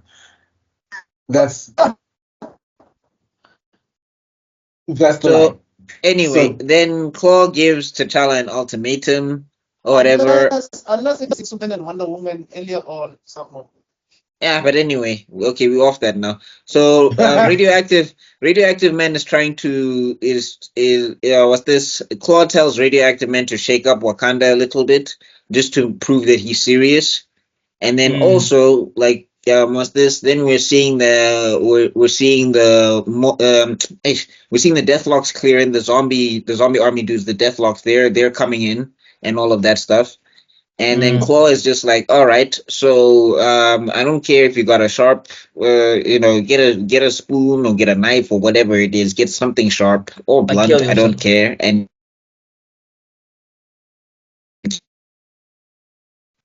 And then we go into the finale. I think. Oh my god! Did my Yeah, you cut a bit there.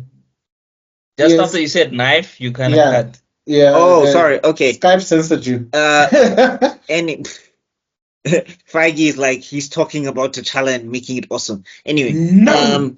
so yes, just to recap. So basically, Claw says, "Get something sharp, get something blunt. I don't care, and kill yourself." And that's how the episode ends. Which is a badass way to end the episode. I would have. Because you're just like, yo, what is he gonna do? What if? Because it like, was- yeah.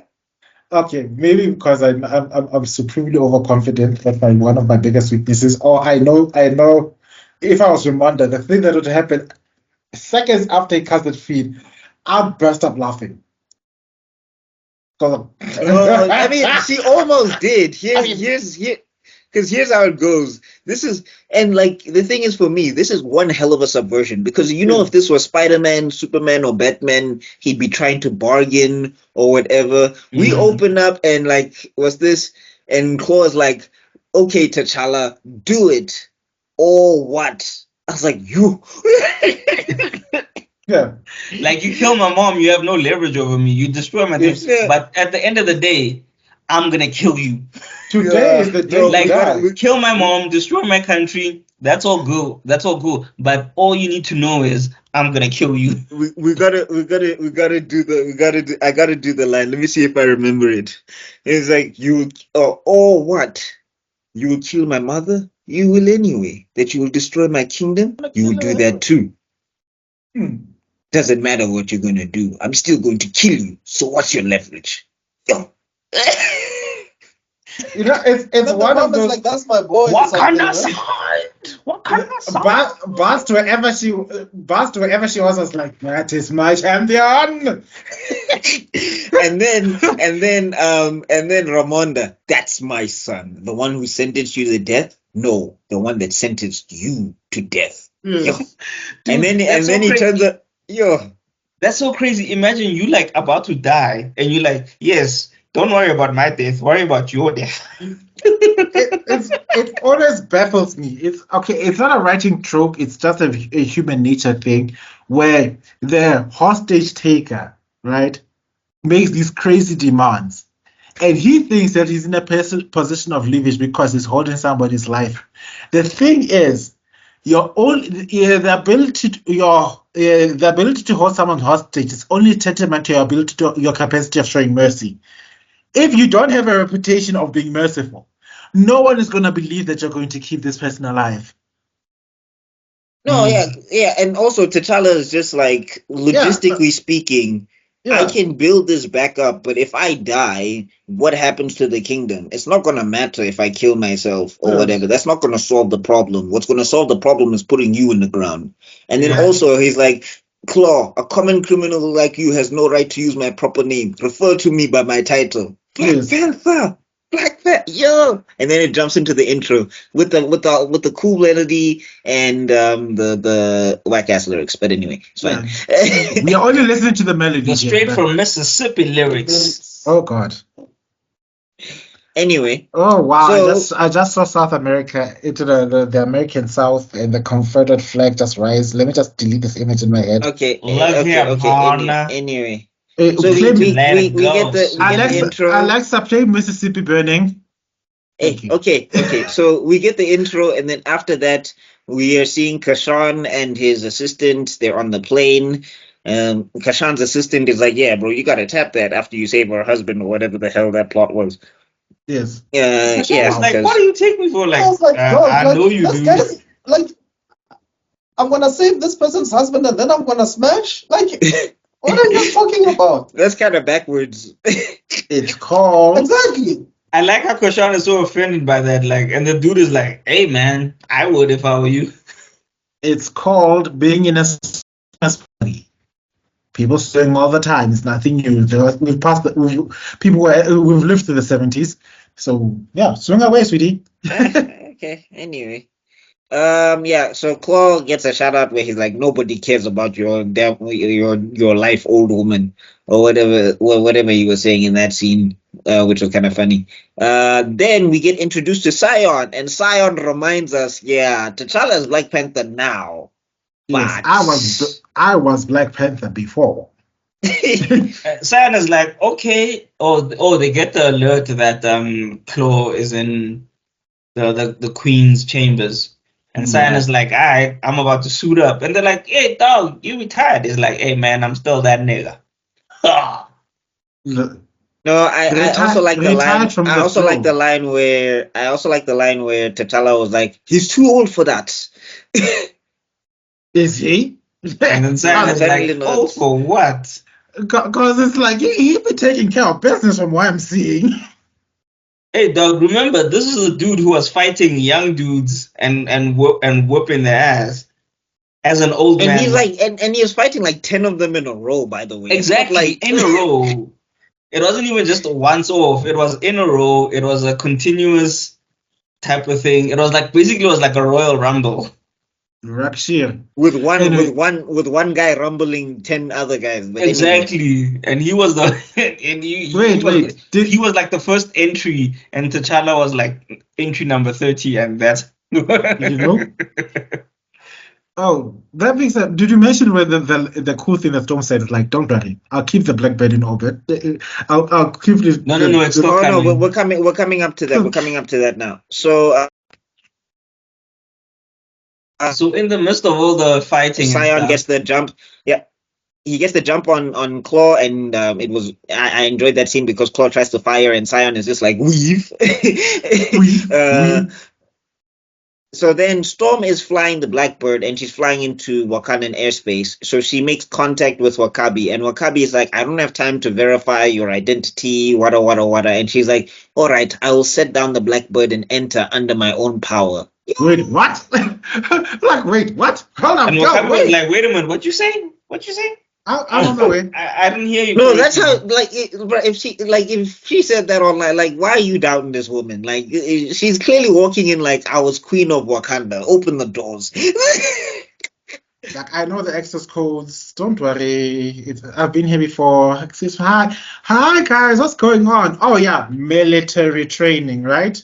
Okay. And is this where she bodies the contingent? I think it is. So I think she flies in. Yeah, it is. Yeah, she flies in. We still got Radioactive Man kind of doing his own thing. Shuri is trying to kill him. Yeah. She's really trying to kill him. Shuri hits him with I think a rock, but Yeah. he survives, and then she escapes, and then she's trying to climb. She climbs a rock, and then she as she's climbing, the dude is like talking like, "I'm gonna kill you," and then Chloe is like, "Hey, bro, rock the country," and dude is like, "Hey, man, give me a minute. I need to kill this monkey."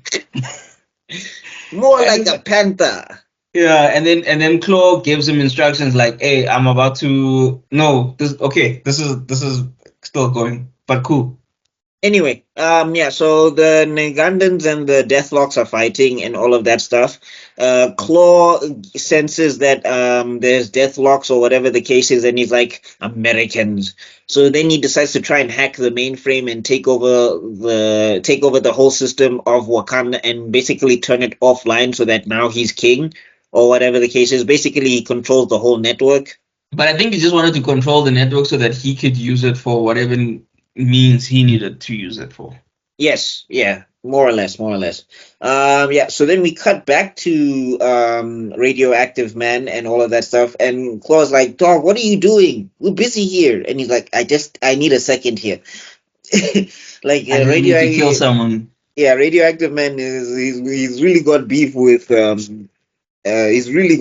Shuri. Hey, But bro, anyway, Shuri was if Shuri was in a horror movie, she would have took that rock and hit him again, and then she would have killed him. But because no, if Shuri was in a horror movie, the serial killer would run from her. Yes. Jason would turn around like, "Hey man, this bitch crazy." It's one of those. Yeah, you're talking about Jason. Not even Ghostface. Ghostface would be dead 100 times over. Michael will start talking. Michael's been silent the entire movie. Shuri will be like, "Oh, no, come wait. to kill me." Don't get things mistaken. Don't get things wrong, Pennywise. I'm not trapped here with you. You're trapped here with me. Like what? that's still one of the most goated lines I've ever heard in my life. Even like Pennywise will like transform into a man or whatever, and she's like, "No, I just need to imagine you in the way that I'm going to beat you." Beat you into So an inch of your life. anyway, while he's communicating with Radioactive Man, he basically tells him like, "Hey, I'm trying to take over the system, but if Ish goes bad, if you don't hear from me in like 15 minutes, destroy everything." Destroy everything, kill everybody. Kill everyone. So, and then when he hears that, he's like, "Alright, since I don't need to destroy everyone now, I'm really going after this girl because she tried to kill me." You know? Like I've never seen anyone And so I like how offended. I like how he's so offended that she tried to kill him. It's like, of course, bruh. Like, what do you mean she tried to kill you? You tried to kill her. But it's obvious. I'm the predator. I'm not the prey. Imagine. No. You know what it is? I think he's used to dealing with American superheroes where they're like, all life is sacred, and now he's come to Wakanda and everybody's trying to body him and he's confused. Why are you trying to put me in a shirt? Russians don't care, bro. They be like, "Hey, man, this is Wakanda, He's like, bro." this is not America. We don't have human rights here. We have you are dead to right. We don't do that here. What? What? This is basically Wakandas are basically like Bloods and Crips. They're just like Wakanda side, bitch. Boom, Yes. boom, boom. Like that's why like Joker would hate it. He's like he'd pull one caper and T'Challa would be like, "So you poisoned the well?" He's like, "Yeah, it was a joke. It was sling. No, please. The one thing I know about T'Challa is that he can be vindictive. He wouldn't stab him or anything like that. You'd make him drink it. Go on. You seem very. Well, Joker, you seem very thirsty. Don't you want a drink? You probably make him drink it every day and then give him the cure. Look, they'll be like, no. He'd probably make him drink it the first time, and as he's dying, and then he'd decapitate him, and he'd be like, "Yeah, I told you." even worse. If I know, like that, you tell me something like, "Do you want a real joke? One of these bottles of here, one of these bottles here have the poison. The other, all the other ones here, all the other bottles here are safe. You can choose, but choose wisely, Joker. Which one of these bottles, like to be hundreds of bottles, whichever one, choose wisely which bottle you can drink. Perhaps you might live, perhaps you might die. Find out. And then if he picks one and drinks, I lied. All of these bottles are poison except one that has the cure. So you need to keep drinking until you find the cure. That's funny. So yeah. So You're a Claw. diabolical human being. So Claw finds out that the Deathlocks are in Wakanda, and he's upset. And then Wakabi contacts T'Challa, and he's just like, "Yeah, Claw's trying to hack I our think we mainframe." missed the we missed the scene. Didn't he go? Did he go to the server room after he got bodied by the Queen? Didn't he got? Or is that after? Oh no. Is that after? Is that before? Yeah, that's what I'm trying to. I'm just trying to. I'm trying No, to no, it's see. after. It was after. You Oh guys- yeah, because I've been waiting for you to get It was after. into that position. Yeah, it was after. Yeah. So- So yeah, so the Queen, as he's trying to threaten her, because Uncle Sai and two Doras come through, and they're kicking ass. Shoot. Okay, sorry, I couldn't resist. I mean, shout out to Batroc. He did pretty good for fighting two Doras. Yeah, You he know? fought two Doras, one man, and he survived to tell the tale. So I mean, they That took punched care of the business. they punched the French out of him though, Yes. but he did all right. But anyway, yeah. So anyway, Queen yeah. Ramonda hit him with a shot in the nuts, and she manages to escape. And then as then Sai goes to attack him, but he manages to shoot his leg, and then the Dora, the Queen, and Uncle Sai escape. Yeah, and then he goes into to the mainframe. Yeah. to the mainframe. Yes, you're right. You're right. Yeah, 100%. so we missed that part right there. Yeah, which actually a very important part. Yeah, thanks. But So Queen Ramonda, imagine you're about to die and your son has signed your death warrant, and so basically everything is ready for you to die, and you're still looking for like, okay, let me see if I can make She it. said she ain't Muna, going out. she was a freedom fighter, Chief. You don't Hey, quit dog. for nobody. Hey, dog, Yeah, it ain't over till you dead, bro. Yeah, that's Winnie Mandela in comic book form. Yeah, You know? like, bro, it ain't over till you dead. You swing until Like one of my favorite lines from Rogue One, the actual movie, the only good movie from the Star Wars. You take your next chance, and the next, and the next, up until the day is won or our chances are spent. And that's basically the motto of any rebellion. No, that time Wakandans are in power, and that's their motto. It's like, Yes. whew, it's like you guys are already in charge, and you're just like, no, we hardcore for real. Also, There's a how reason. fast is T'Challa? Like, all these things are fast. Like, T'Challa literally went to another country, bodied that country's president, came back while a war was still going on. in The his war's not country. over. It's still And the same also, day. this is all, Guys, like, basically, this war was in, like, what, an hour, if not less? It's still in one day. It's not like an It's not even a day, Tebello. This thing is like in hours, bro. I don't think this war was longer than an hour. Take that Dragon Ball Z logic. You're gonna complain about 5 It's the opposite. Like, basically, T'Challa had KO Ken, but it was a bike. You know? No, instant But transmission, guys, but it if was this a was bike. more than six, if this was more than 6 episodes, I think it would have been longer than that, though. Yes. Yeah. I think- probably. Anyway, so yes, basically T'Challa is just like hack the connect the thing to my CAT. I'm just going to have to kick him out manually, and everybody's like, you want to hack in the middle of a war zone? While He's While like, you are flying and Why you're getting still tension. flying? And he's like, And I'm Black T'Challa's like, Panther. hey, Shut up. man, gotta do what I gotta do. He's like, could it be any worse than what's happening now? Like, bruh, move. And then Wakabi as a G, because I do like him, and their relationship is really awesome in the comic books. So Wakabi is just like, all Yeah, right, hey, no, my they really messed up. They really hey, messed up this bruh. character in the movies, man. Surprising who But anyway, exactly? Ish, yo, hey, depression. Anyway, Depression, but any, disgrace. Did I so just quote yeah, Lion King 2? No comment. so anyway, yeah, and then while this is happening, Storm is just like, "Oh yeah, you guys are invaders in a place that I like with my boyfriend and my future husband, and you're doing things. Okay, stop Time to that now." die. Rain, Enough. lightning, die. She did Defeated it by so an. fabulously too. Like I was like, if I was a Deathlock, I was like, it's a pretty sight before I get electrocuted. Yeah.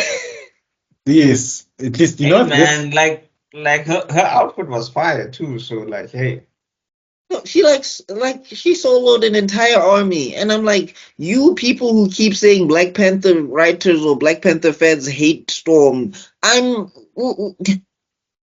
Yes, okay. for some reason. Storm is a damsel in distress trope. No, she's not. hey dog, Storm is not Jean Grey. She don't know what a damsel is. Storm What's can't spell that? damsel. Yeah, what? No, and she holds a grudge. Kidnap her one time, I dare you. She will never forget. She will never Like forget. She will never forgive. Storm can't spell damsel, bro. There's a little. That's why she's a goddess. You need to have to make an offering of some sort. Like Doom kidnapped her once, and she's like, "I owed you this for a very long time, Doom." I also like that. There was a time where Doom was having dinner with Storm, and you could see that he's being very polite and respectful. Like, Doom, you know, for an ever Doom fanatic, you could say like for a woman that you think might be scared. No, the thing Okay, is, so she could like hot take. With this under the right circumstances, she could one shot Doom. But anyway, so T'Challa gets the thing, and he basically kicks Claw out of the system while on the sky bike, and everybody is just like, he's Yes, hacking in the middle of a war. Like, you know how yes, complicated that thing is, and it's the entire Wakandan system. It's yes. not just one computer or whatever. It's the whole security matrix, Look, everything that controls the technology in Wakanda, and T'Challa is hacking this guy out of it. after that one feat, I'd never bother coming to Challenge Day. What are you gonna do to top that? Like, it's Challenge Day. We want to see like, you know what? Until he wants to retire, I'm okay. I'm staying right home. Don't you want to okay, be so again? basically T'Challa is handling business, Storm is handling business, Uncle And then Si's we cut back gonna take to over. and then we cut back to Shuri and Radioactive Man. So Shuri sees the ebony blade, and she's just like, it can cut through solid rock. Okay. And then she pulls a Mortal Kombat. Do do do do do do do do do No, do. first you pulled an Get over Arthur. here. First you pulled the Camelot. I pull the sword, and I shall become the one true king. And then she pulled the Mortal Kombat. We're gonna get in place of a Black Panther. You shall have a queen, not dark but terrifying and beautiful as a dog. Oh my gosh. Yeah, And no, then she basically chopped that dude in half, bro. I thought, Yes. comics, we had some, and he literally he was chopped in half. I was like, Sometimes you think it's adult swim. You're supposed to like, okay, things gonna be censored. Adult swim didn't no, censor. you gotta understand, Shuri in the comic books, especially before the MCU stuff, I'm telling you, if she got the ring from Sauron, Sauron would let her keep that shit. So like, okay, I see we have a problem with ownership. I think you know what, it's yours. Keep it because I'm technically Mordor immortal. would be hers because like that would be her first order of business if she got it. It's like, oh, there's a guy who thinks he owns this. I'm decapitating him. Yes. Joyla Masin. Like, guys, you don't understand. Shuri in the comic books, Wolverine had to tell her to chill out one time. And that's Wolverine. And Wolverine is about that book BS. Like Wolverine was like, okay, I know I'm crazy, but calm down. Wolverine was like, I live for this ish, but this ish is a little much.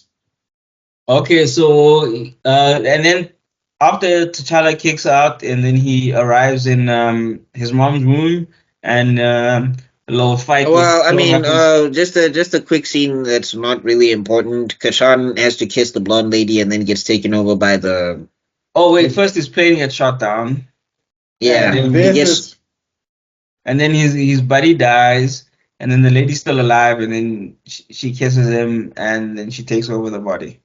yeah. Well, which this is because T'Challa pulls a Superman punch of note and jumps off his bike to hit Claw. and he doesn't die. Should have died right then and there. That should have been one of the inspirations for the Mortal Kombat freeze frame X-ray shot. Boom! You just see the spine detached from the neck, like literally shattered. You just see from the impact point, just the jaw shatters, the spine, Yeah. the rib cage. Yeah. But anyway, comic books. But yeah, so now we get the final confrontation. So yeah, Batroc is down. It's final confrontation time. Here we go. And then basically now T'Challa's like, now that I've no. So first off, what happens is that yeah, he punches him, and then I think Claw tries to choke T'Challa out. And then T'Challa basically pulls Uno reverse card and lets Claw blow off his own arm Yes. or whatever. And then Mm. T'Challa grabs a spear and he's like, now that I've disarmed you. And he's like, no, actually you've made me twice as dangerous. And then he shoots him from behind. Boom. T'Challa goes down. And then Sometimes. Okay. I'm Anyway, sorry. I'm laughing at me. No, don't censor yourself. okay. I'm just Anyway, childish. so yeah, knocks out T'Challa from behind. He thinks, and then guys, come on, focus. I'm trying Stay to. with I me. was like you saw. I kept it. I kept it until I couldn't. Okay. Anyway, he sneak attacks T'Challa. T'Challa goes down, and what's this? Claw is thinking, "Yay, I've won!" And T'Challa stands back up, and then he's like, "I learned from your mistakes, Claw. When I became king, I had a thin layer of vibranium put in my suit, and it makes your attack useless." And then he just stomps on that glove. He stomps on his hand. Yes. And then he And- asked the question. Like, No, wait, no. First we gotta see. Then he tries to shoot him. T'Challa dodges, and then Yes. T'Challa starts walking towards him, Terminator style. Ding. I have a wife and kids. And Fuck then them kids. now we get that legendary line. Claw, tell me. Wait, no, Claw first Claw. This is the time you see Claw break in character because he's like, yeah, nah, this maybe was a bad idea. Yeah, He's like, it's one of I could be useful to you. Don't you want to know who hired me? Claw, do you have any children? Yeah. No. Oh, Good. God. Because I'd have to kill them too. Hey, And Jaimon Hansu says it right. I listened to it again. He says Amandla. He does not say Amandla. everyone else was saying Amanda. Like he says Amanda. Amandla. There you That go. was for my father. Phew. I swear to God that I would have finished with so many catchphrases after that. That was for my father. You beep beep beep beep beep beep beep beep beep. I think the only thing that would have made the scene cooler is if T'Challa goes, the most electrifying move in Wakanda. The people's elbow. Boom. The people's spear. That would have been the only thing that would have made the scene cooler if we just hit him with the people's elbow on that. And then Batroc the Leaper comes out of the corner and is so hilarious. He's like, I know this is wait, let me see if I can do my French accent. I know this is a very important moment for you, but and killing your father's killer and all of that. But are you offering medical attention? Hey man, like Switch that sides movie was like, immediately. look, I don't believe in the cause, I just believe in my life, dog. Yeah, like he was the only one who's like, this is a job. My employer is dead, so I ain't getting paid for this person. So what should I do? Like what? Keep fighting for who? For what? Hey dog. I ain't And paid then- for honor. Honor don't. Yeah. Honor is like honor is like exposure. It don't pay my bills. And then the Deathwalks come through, and then it's like, we are here to provide assistance. Your assistance was not required. Like bounce, dog. Oh, I love this. It's like, zombie, broadcast this to your handler. Yes. Wakanda appreciates the offer, but your assistance was not needed. If you are still on Wakandan grounds within the hour, it will be considered an act of war. War. Yo! Piss off. Get off my property.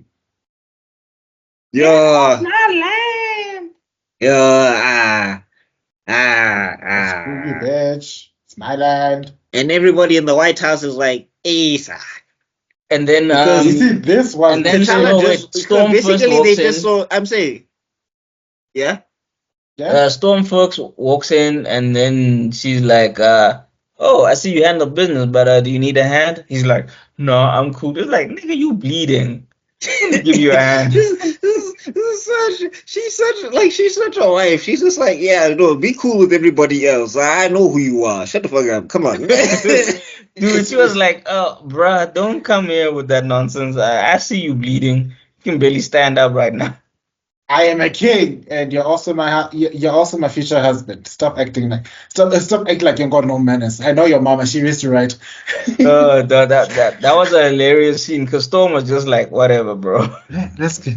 That's why I love their relationship in the comic books, because like that's the thing. Whenever he wants to stand on ceremony with her, she is not having it. Like there's one time where he has to go protect Hell's Kitchen, and he tells her, "Do not come and save me. I need to be able to do this by myself. I have to prove it to myself." And she's like, "Okay." Then like a couple issues later, she's like, "No, I'm here and I'm saving you, and shut up." And then basically he's just like, I'm. You were not supposed to be here." And he's I like, know. "And your life was in danger." So Look, when I I met, love those two, man. Oh my god. I am a goddess of storms, not a goddess of widows. That's a good one. No, I love those. Like that's the thing also, because like the thing is with Storm is she can go from, and she's also not a person who loves to be regal. She doesn't love the pomp and circumstance, but she knows how to use it, and also like when they're together, she can stomach it for T'Challa and all of that stuff, and he really appreciates that of her, because like she's the last person who's about decorum. Like that's like during Civil War when Tony came to the Wakandan embassy and he's like, "I need to talk to T'Challa," and she's like, "You're talking to me." Hmm. And then he's like, "Let's try and negotiate or whatever." It's like, "Oh yeah, No. we must negotiate." Like when you tried to send sentinels after my husband and when you didn't attend my wedding. That's the negotiation you want. Well, Listen here, petty. Stark. Ooh, she He's like, petty. I listen here, love it. Stark. Yeah, You it's know, like, it listen was here, so- Stark. I'm not. Aki takaya outfit. well, and you know, like it must have been so nice. I remember you at the wedding. What is that wedding gift you brought me again? Oh, wait, All right. you went there. She does that. It was such a love, and actually, Stark was like, "Oh, we need this. It was such a lovely wedding too. You know, so and so brought these wonderful things and everything. It's a pity you weren't there. You know who was there? Your damn Sentinels." Dum dum dum dum dum dum. Yeah. So dum. anyway, then they fly off into the sky. She takes him to the hospital basically, and but then she flies him there. He was like, Yeah, I could and then walk. back- She's like, whatever, dude. Like, I'm here to take care of you. Shut up and let me do my wifey duties. Mhm. There's actually a fun little interaction with them where they go to see Doom, and T'Challa says he's gonna fight Doom 1-on-1, and Doom also gets like the jump on T'Challa, and like Storm is like, "Get off of my husband," and he's like, "No." And then when they're in the ship or whatever, and because like he's kind of mad that she had to step in and help him, Yes. and then she like kisses him, and he's like, you know, not everything can be solved with a kiss. He's like, have you tried to kiss Doom? Yo! You see, those are the conversations that must be deleted from the records. I can't let people hear that. Hey, dog. Like that's what I love about their relationship. Like everybody else will kowtow to. Like T'Challa's not a person who likes to flex his power, but people kowtow to him because he's king. But when it's them one on one, she doesn't give him anything, bruh. I'm your husband. At least respect me. I respect you. No, That's she why you're still respects him. standing. I respect Like, you look. enough.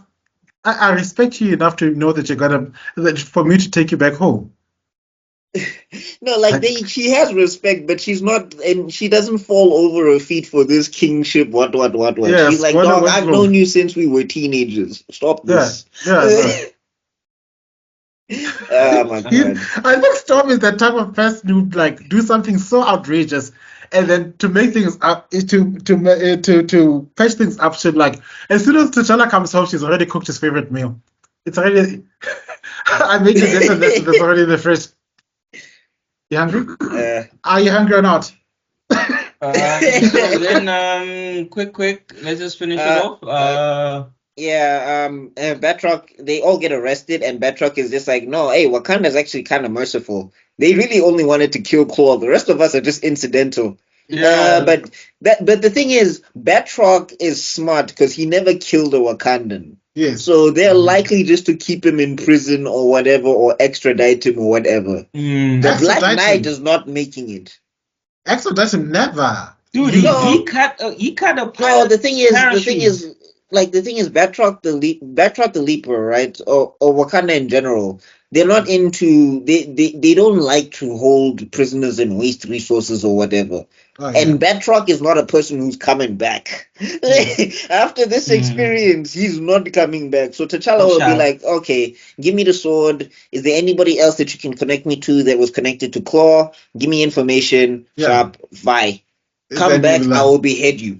I tell them that I know, and I want them to know that I know, and then tell them soon. I'm using that line from Kill Bill. All of them will soon be as dead as Claw. Pretty much. And then the doctor, like, also you get to see the doctors also don't stand on ceremony, because like this doctor's trying to patch up T'Challa, and T'Challa keeps moving. And the other doctor is like, excuse her rudeness, your highness. And he's like, no, she's doing her job. He's like, I can't do it if you don't sit still. Like, this is the small things that I really like about the character of T'Challa. He's never, like, when it's king time, he is king. But he never like holds it over anybody. He's not like Doom, where you will bow to me or whatever. If T'Challa needs you to bow, it's for a reason. If T'Challa needs you to listen, it's for a reason. If T'Challa needs to do something, it's always for a reason. It's never because he wants to swing his authority around. Like, yeah, I'm king, you need to kowtow to me. Nah, that's not who this guy is. Even doctors can tell him, sit still, I need to hold your stitches together. Do you want to recover or don't you? It's one of those things. Like, you hired me as a professional. You didn't go to kill all the doctors like your neighbor. So let me do my job. Sharp. Yeah, I really like that about this character. Okay, then we get imagine not having a job in Wakanda, dog. Like that should be so stressful. And I want you to highlight one. They'll find something for you to do. One very important thing. You see what happens, kids. This is where Dr. Uma just popped his ugly ass head and is like, listen, you see what happens when you kiss the white ladies. Oh god. Oh god. This is all I saw. I was like, oh yeah, Dr. Uma must have been watching this one religiously. But Kashan, nobody cared about Kashan, so I guess it's fine.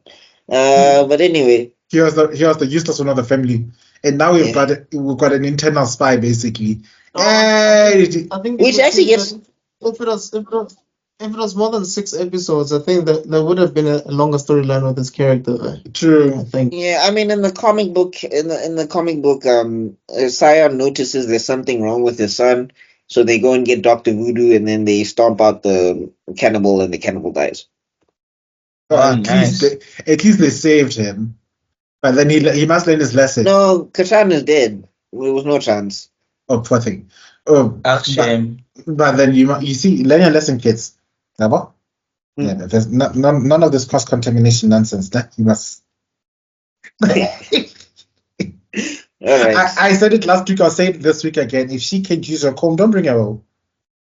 Okay. Yo, guys, I'm joking. Shout out to all the interracial fans that we have. But anyway, Imagine Hey, someone watched Martin. and at this rate, somebody's gonna be looking at all my comments about Henry Cavill. I'm gonna be like, Bro, You! you're the last one to talk. where now? what about you? They'll look at your concubine list and they'll be like, where are the black people? The black No people are Aldous there. Hodge. There's no Aldous Hodge. There's no Michael B. Jordan. There's no young Denzel. There's no. No. Yeah, there's Zuko. No, I wouldn't touch this with an eye last. Ty Diggs though.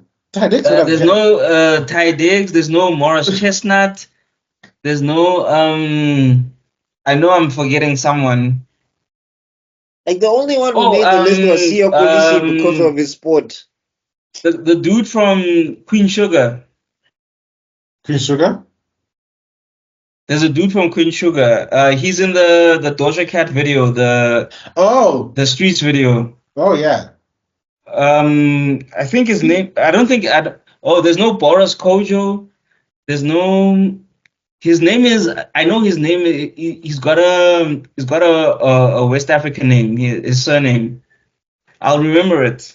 Anywho, I'm still saying Tebello. Yeah, you are throwing stones. Do you see that, guys? I'm straight. I named like 5 people, 5 men who they're not on Tebello's list. But that's what I'm saying. But Winston Duke is there. Ty Diggs is there. Yeah, but which numbers are they? Are they anywhere near Henry Cavill numbers?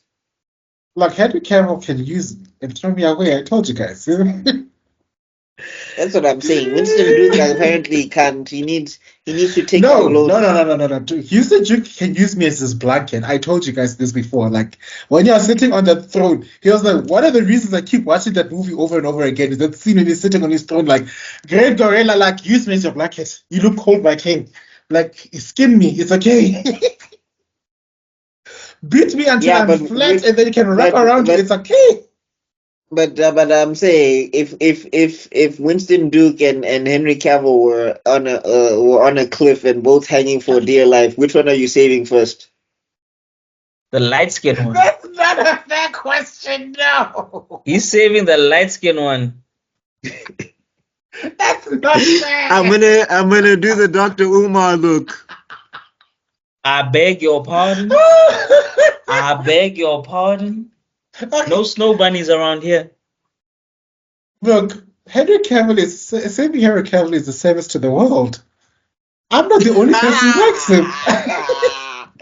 So this is how he's on a service. How you not a chance. You see? You see? Look how I am being cornered in my own channel. This is how gets cancelled. Anywho. Anyway. Yeah, I think I don't think we got just one more scene where obviously the Barack Obama analogy is talking about you guys invaded Wakanda. Why? And then he's like, all right, look, maybe I can smooth this over. Hey, T'Challa, what's up, dog? that was hilarious. That I don't know. I didn't I think it was hilarious because I didn't expect it. So I expected him to be like, T'Challa, how you doing? And then he just came to me like, hey, bro, what's up, man? Like, hey, man, my bad about all that, dog. So, yo, what? I think because it was so unexpected, that's why it was. Yeah. I think it was Reginald Hudlin. I think that was that Reginald Hudlin? I wonder if that was Reginald Hudlin. Anyway, I'll probably look it up. But it might, if I'm wrong, please correct me. But I think it was Reginald Hudlin who came in and voiced the black president. Wow, the nameless black president. Yeah. Yeah, black president. But I like how he's also looking at the black lady, and he's just like, "You didn't represent, woman. Like, why are you helping?" Like, Yeah. why are you helping these crackers? Why are you part of the problem, girl? I thought I raised you better than this. He's like, "Yo, I was with T'Challa last week. We were talking about two. Like, I mean, and when imagine we could have like he could have just been the homie and done us a solid, but now you Now ruined. I gotta go through the mud. Ish. And that's the end of the series. We get a cool shot of Shuri doing some cool tricks with the sword, and then we get T'Challa on his sky cycle, and they play the T'Challa theme, T'Challa, and they should have just continued. BET, you could have used what little profit margins you had to just buy the rights. You could have pulled a Sony and just bought Black Panther from man. from Marvel at that point, because you know what, we really needed a stronger fan base, and he was right there. It was lined up for you. But anyway, let me stop complaining. The past is the past. We only Can you imagine if BET just like said, okay, we're gonna take Icon, we're gonna take Jon Stewart, we're gonna take Black Panther, we're gonna take Blade, we're just gonna make like a couple of series, nothing too major, just like 4 or 5 seasons of these things, and the nice thing, look, they made like a 6, so they could make like 10 episodes, 12 episodes type runs. They don't have to make like a whole 24 episode feature. And these are the things, like, do you understand if they had done these? Could you imagine if Black Panther had like 4 or 5 seasons on BET? If Blade had 4 or 5 seasons on BET, if Icon had 3, if I think if Black Lightning had a couple of seasons on BET and things like that. When they came out, the anti-recasters would be less, because they would understand, like, no, dog, we need this. Yeah. This is brilliant. This is, I think and not even just for the culture. This is just like, this is good stories. Like, let's leave the culture out of it. They'd just be like, these are good stories.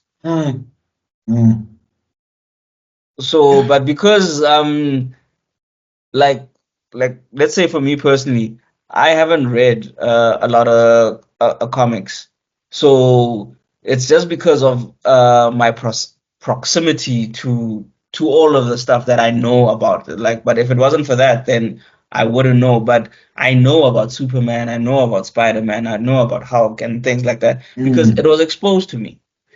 So the more I think this is a trick was missed, because the more you expose to something, the more you research it. Like, if you see stuff, you're like, oh, this is cool, and then you go look for it. Simple as that. Anyway, I'm glad we got to our discussions. Anyway, who else needs their final thoughts? Mr. Extrodin, did you give your final thoughts? Because we really went on a tangent there. Yeah, we did. Oof. I don't think we've given final thoughts. That was just that wasn't even a final thought. That was just a random thought. Oh, okay. Mr. Extrodin, are you still there with us? Extrodin.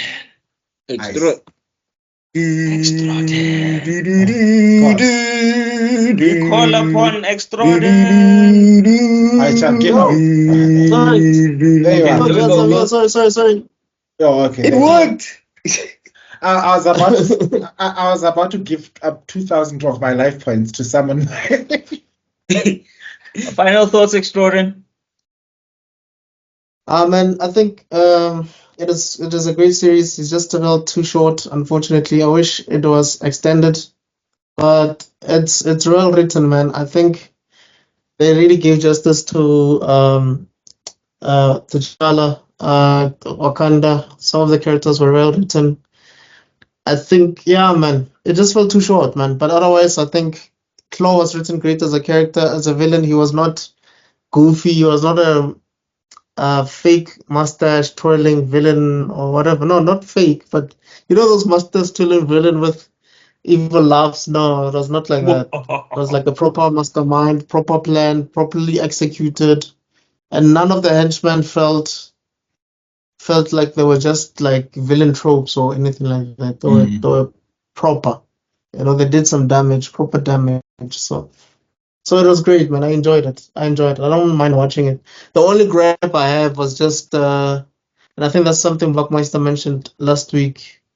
Kid Washington's voice acting, hey, it's not the best, but She was just But It's starting not shit. bad voice. It's not bad voice acting, but it's the wrong accent. If you get what I'm saying, it's just like Jamaican. this is the wrong continent. Like this is a good Yeah. performance, but it's in the wrong Yeah. space. I think if she had just been herself and just slightly changed it, maybe it would have been better. But yeah, there was something a bit off there. True. No, yeah, like what I'm saying is that it's not a bad performance, but it's just the location. Like that accent wouldn't be there if you get what I'm saying. It's like if she like maybe did what Jill Scott was trying to do, not trying to do what Jill Scott was doing, maybe, or who was Yeah. or Alfred Woodard, who ironically was also in not ironically, was she in the Luke Cage thing? Alfred Woodard was Yes, in the Luke Cage she thing. was Yeah. Mariah Yeah, Stokes. she was. I mean, they love Black her. Mariah, But she yeah. was in Luke Cage Mariah Stokes. and I love that dude, dog. she I was love. also in Civil War. Yes. Oh yeah, okay. But I She mean, was those things are not the mom connected. But anyway, who gave Tony the guilty conscience. because guess what? Yeah. Actors can have multiple roles because it's all fictional characters. You friggin' anti-reach. Okay. Anyway, sorry. Yeah.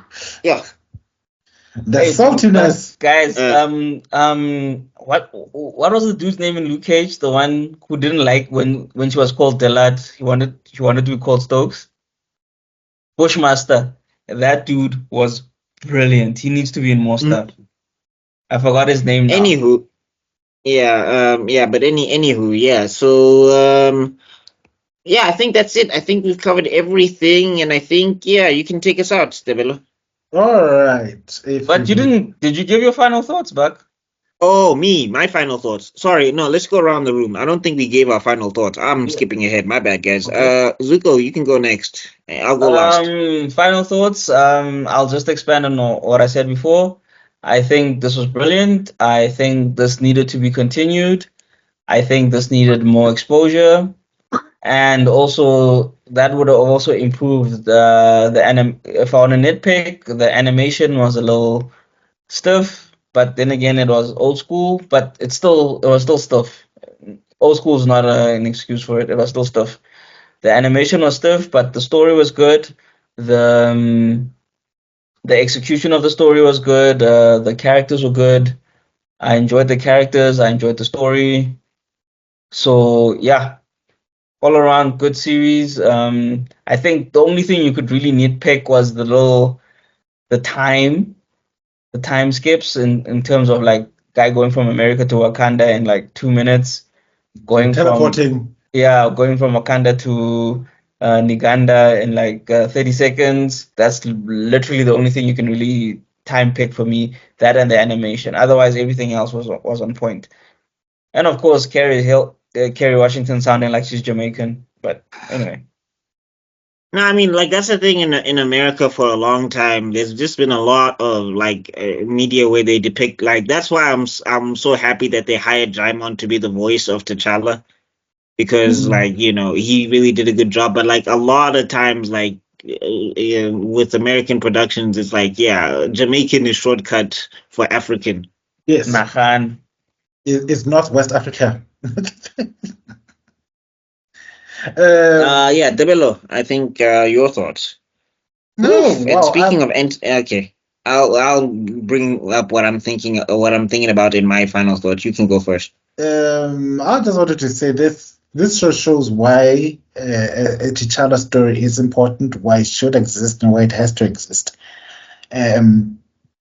We've got many Black Panthers, but not necessarily featuring the systemic anomaly that is T'Challa. T'Challa as a character is an anomaly in the Black Panther legendarium, and we haven't gotten the time to flesh him out, to know his characterization and what makes him unique as a character. And I think that's a big loss that people are not noticing, especially in the MCU juggernaut. I want to say something else, but far more offensive, but I'm trying to extend an olive branch to these guys from the other side. To like, guys, try and see it from our side too, because we can hear your arguments, but hear ours. Like, see the story. Don't just cut him out because it's convenient. You know what I mean? So, and this is a perfect example of people to understand why the story, the story of T'Challa should exist and why it should continue to exist. You know, thoughts for later. There. But those are my final thoughts. Like, good show. I enjoyed it. I still enjoy it. Can rewatch it. It's still rewatchable. But then again, I'm a millennial. I can rewatch almost anything. He said while looking blindly at the Multiverse of Madness, because I can't visualize that shit for anything. Anyway, I still haven't finished that. Okay, so I just want to I want to quickly oh, sorry, are you done? Yeah, I think I'm done. Yeah. All right. Anyway, I just want to say that you are being very, very courteous, because I will tell you now, these bald-headed demons and their stupid arguments around the anti-recap, I'm sick of it. I'm tired. It's all the same nonsense and emotional drivel that doesn't make any sense. I'm sick of it, because we have this. It's 2024. We're having discussions that we had in 2020. Yes, like, it's not real. And guess what? This is something that existed before Chadwick got into the friggin' MCU as T'Challa. So T'Challa is a fictional character. Idiots. Superman has like 8 people who've played it. Like, calm freaking down. Like 8 Jerry. people. Jesus, like, people, like, somebody was telling. Good, BuckMeister. Good. Let Like, the oh, hate they put T'Chaka. flow through. Oh yeah, no. Oh. You know what? Ibile, get that.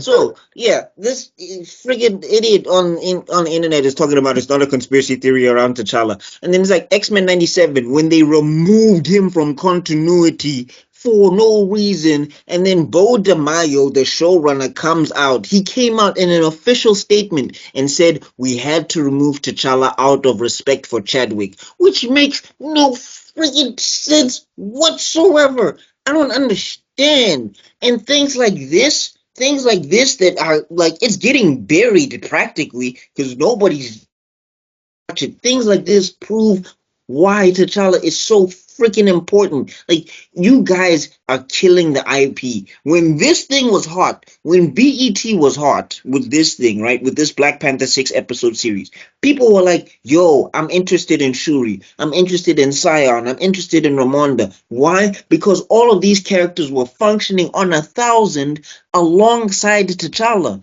Like, Sion is he's the one that introduces and ushers in the whole Black Panther mythos by defeating 10 people in a row and loses to T'Challa, right? Shuri, she like represents a lot of the Wakandan warrior culture and the other side and aspect of it that we don't get to see through T'Challa, and we get to see that in their interactions and all of these things. Yes, sis. Ramonda, she gets to illustrate T'Challa's weaknesses and all of these things within his character and helps him become a fully fledged and functioning character. He's like, you kill me, because then you guys get on the line and you complain about representation. You complain that black heroes are getting screwed left, right, and center. But you're so happy to put one of the premier ones, one of the best ones, one of the only black characters with 60 years of history. 60. He's just behind Batman. He's 15 years behind Batman with comic book history. He's the only black character to do this, mind you. Every other black character in mainstream comics does not predate him. He predates them. 60 years of history. You're prepared to throw that out the window for something that Chadwick didn't even ask for. Yes, sis. Like, this is why I watch this thing religiously. And I'm done. Release. This is really good. This is one of my favorite things when it comes to the Black Panther mythos. And I watch this again and again. I watch this to get inspiration, and I watch this to remind myself of why I'm doing the Black Panther versus Kang fan comic book animation thing. Because you need to see this, we need to see this, and this character needs to return. Recast T'Challa. Okay, I'm done.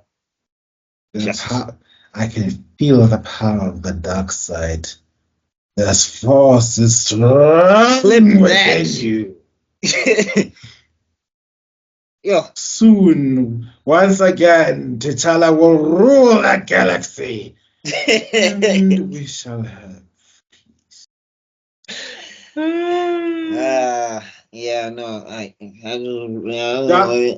So anyway, it's his name is Mustafa Shakir, the guy who played thingy Bushmaster in Luke Cage. Oh, he wasn't Luke Cage, he was the villain in Luke Cage. Season Yo, ADHD Bushmaster. crew. I did all that ranting and everybody's like, moving on. Hey, bruh, come on. But we anyway, need to... yeah. Anyway, let's wrap up the video. You can take us out, Tebello. I think we're done here. I just needed to remember, otherwise it's gonna drive me crazy. Tebello's no longer here. You are speaking to Darth Khala. Oh, dun. If you've lasted until this point, we shall thank you. Show your gratitude by joining us in the subscribe button and follow. Join us in the comment. And you will understand the true power of the dark side of Disney.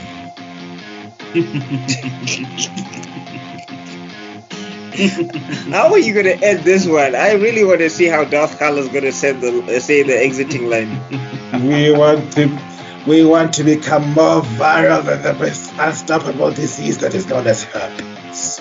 You should let it And go. the only way it spreads is through mouth to mouth. So go forth and talk about our channel. And soon we will be the undisputed power, unlimited power of the broadcasting world. Oh my gosh. 3 episodes that are like 20 minutes and we stretched this to almost 3 hours. I am impressed with us. Anyway, we love you guys and see you guys next week. Peace out. Oh wow, even laughing is hard, yo. I almost choked. okay, peace. Bye. Yeah.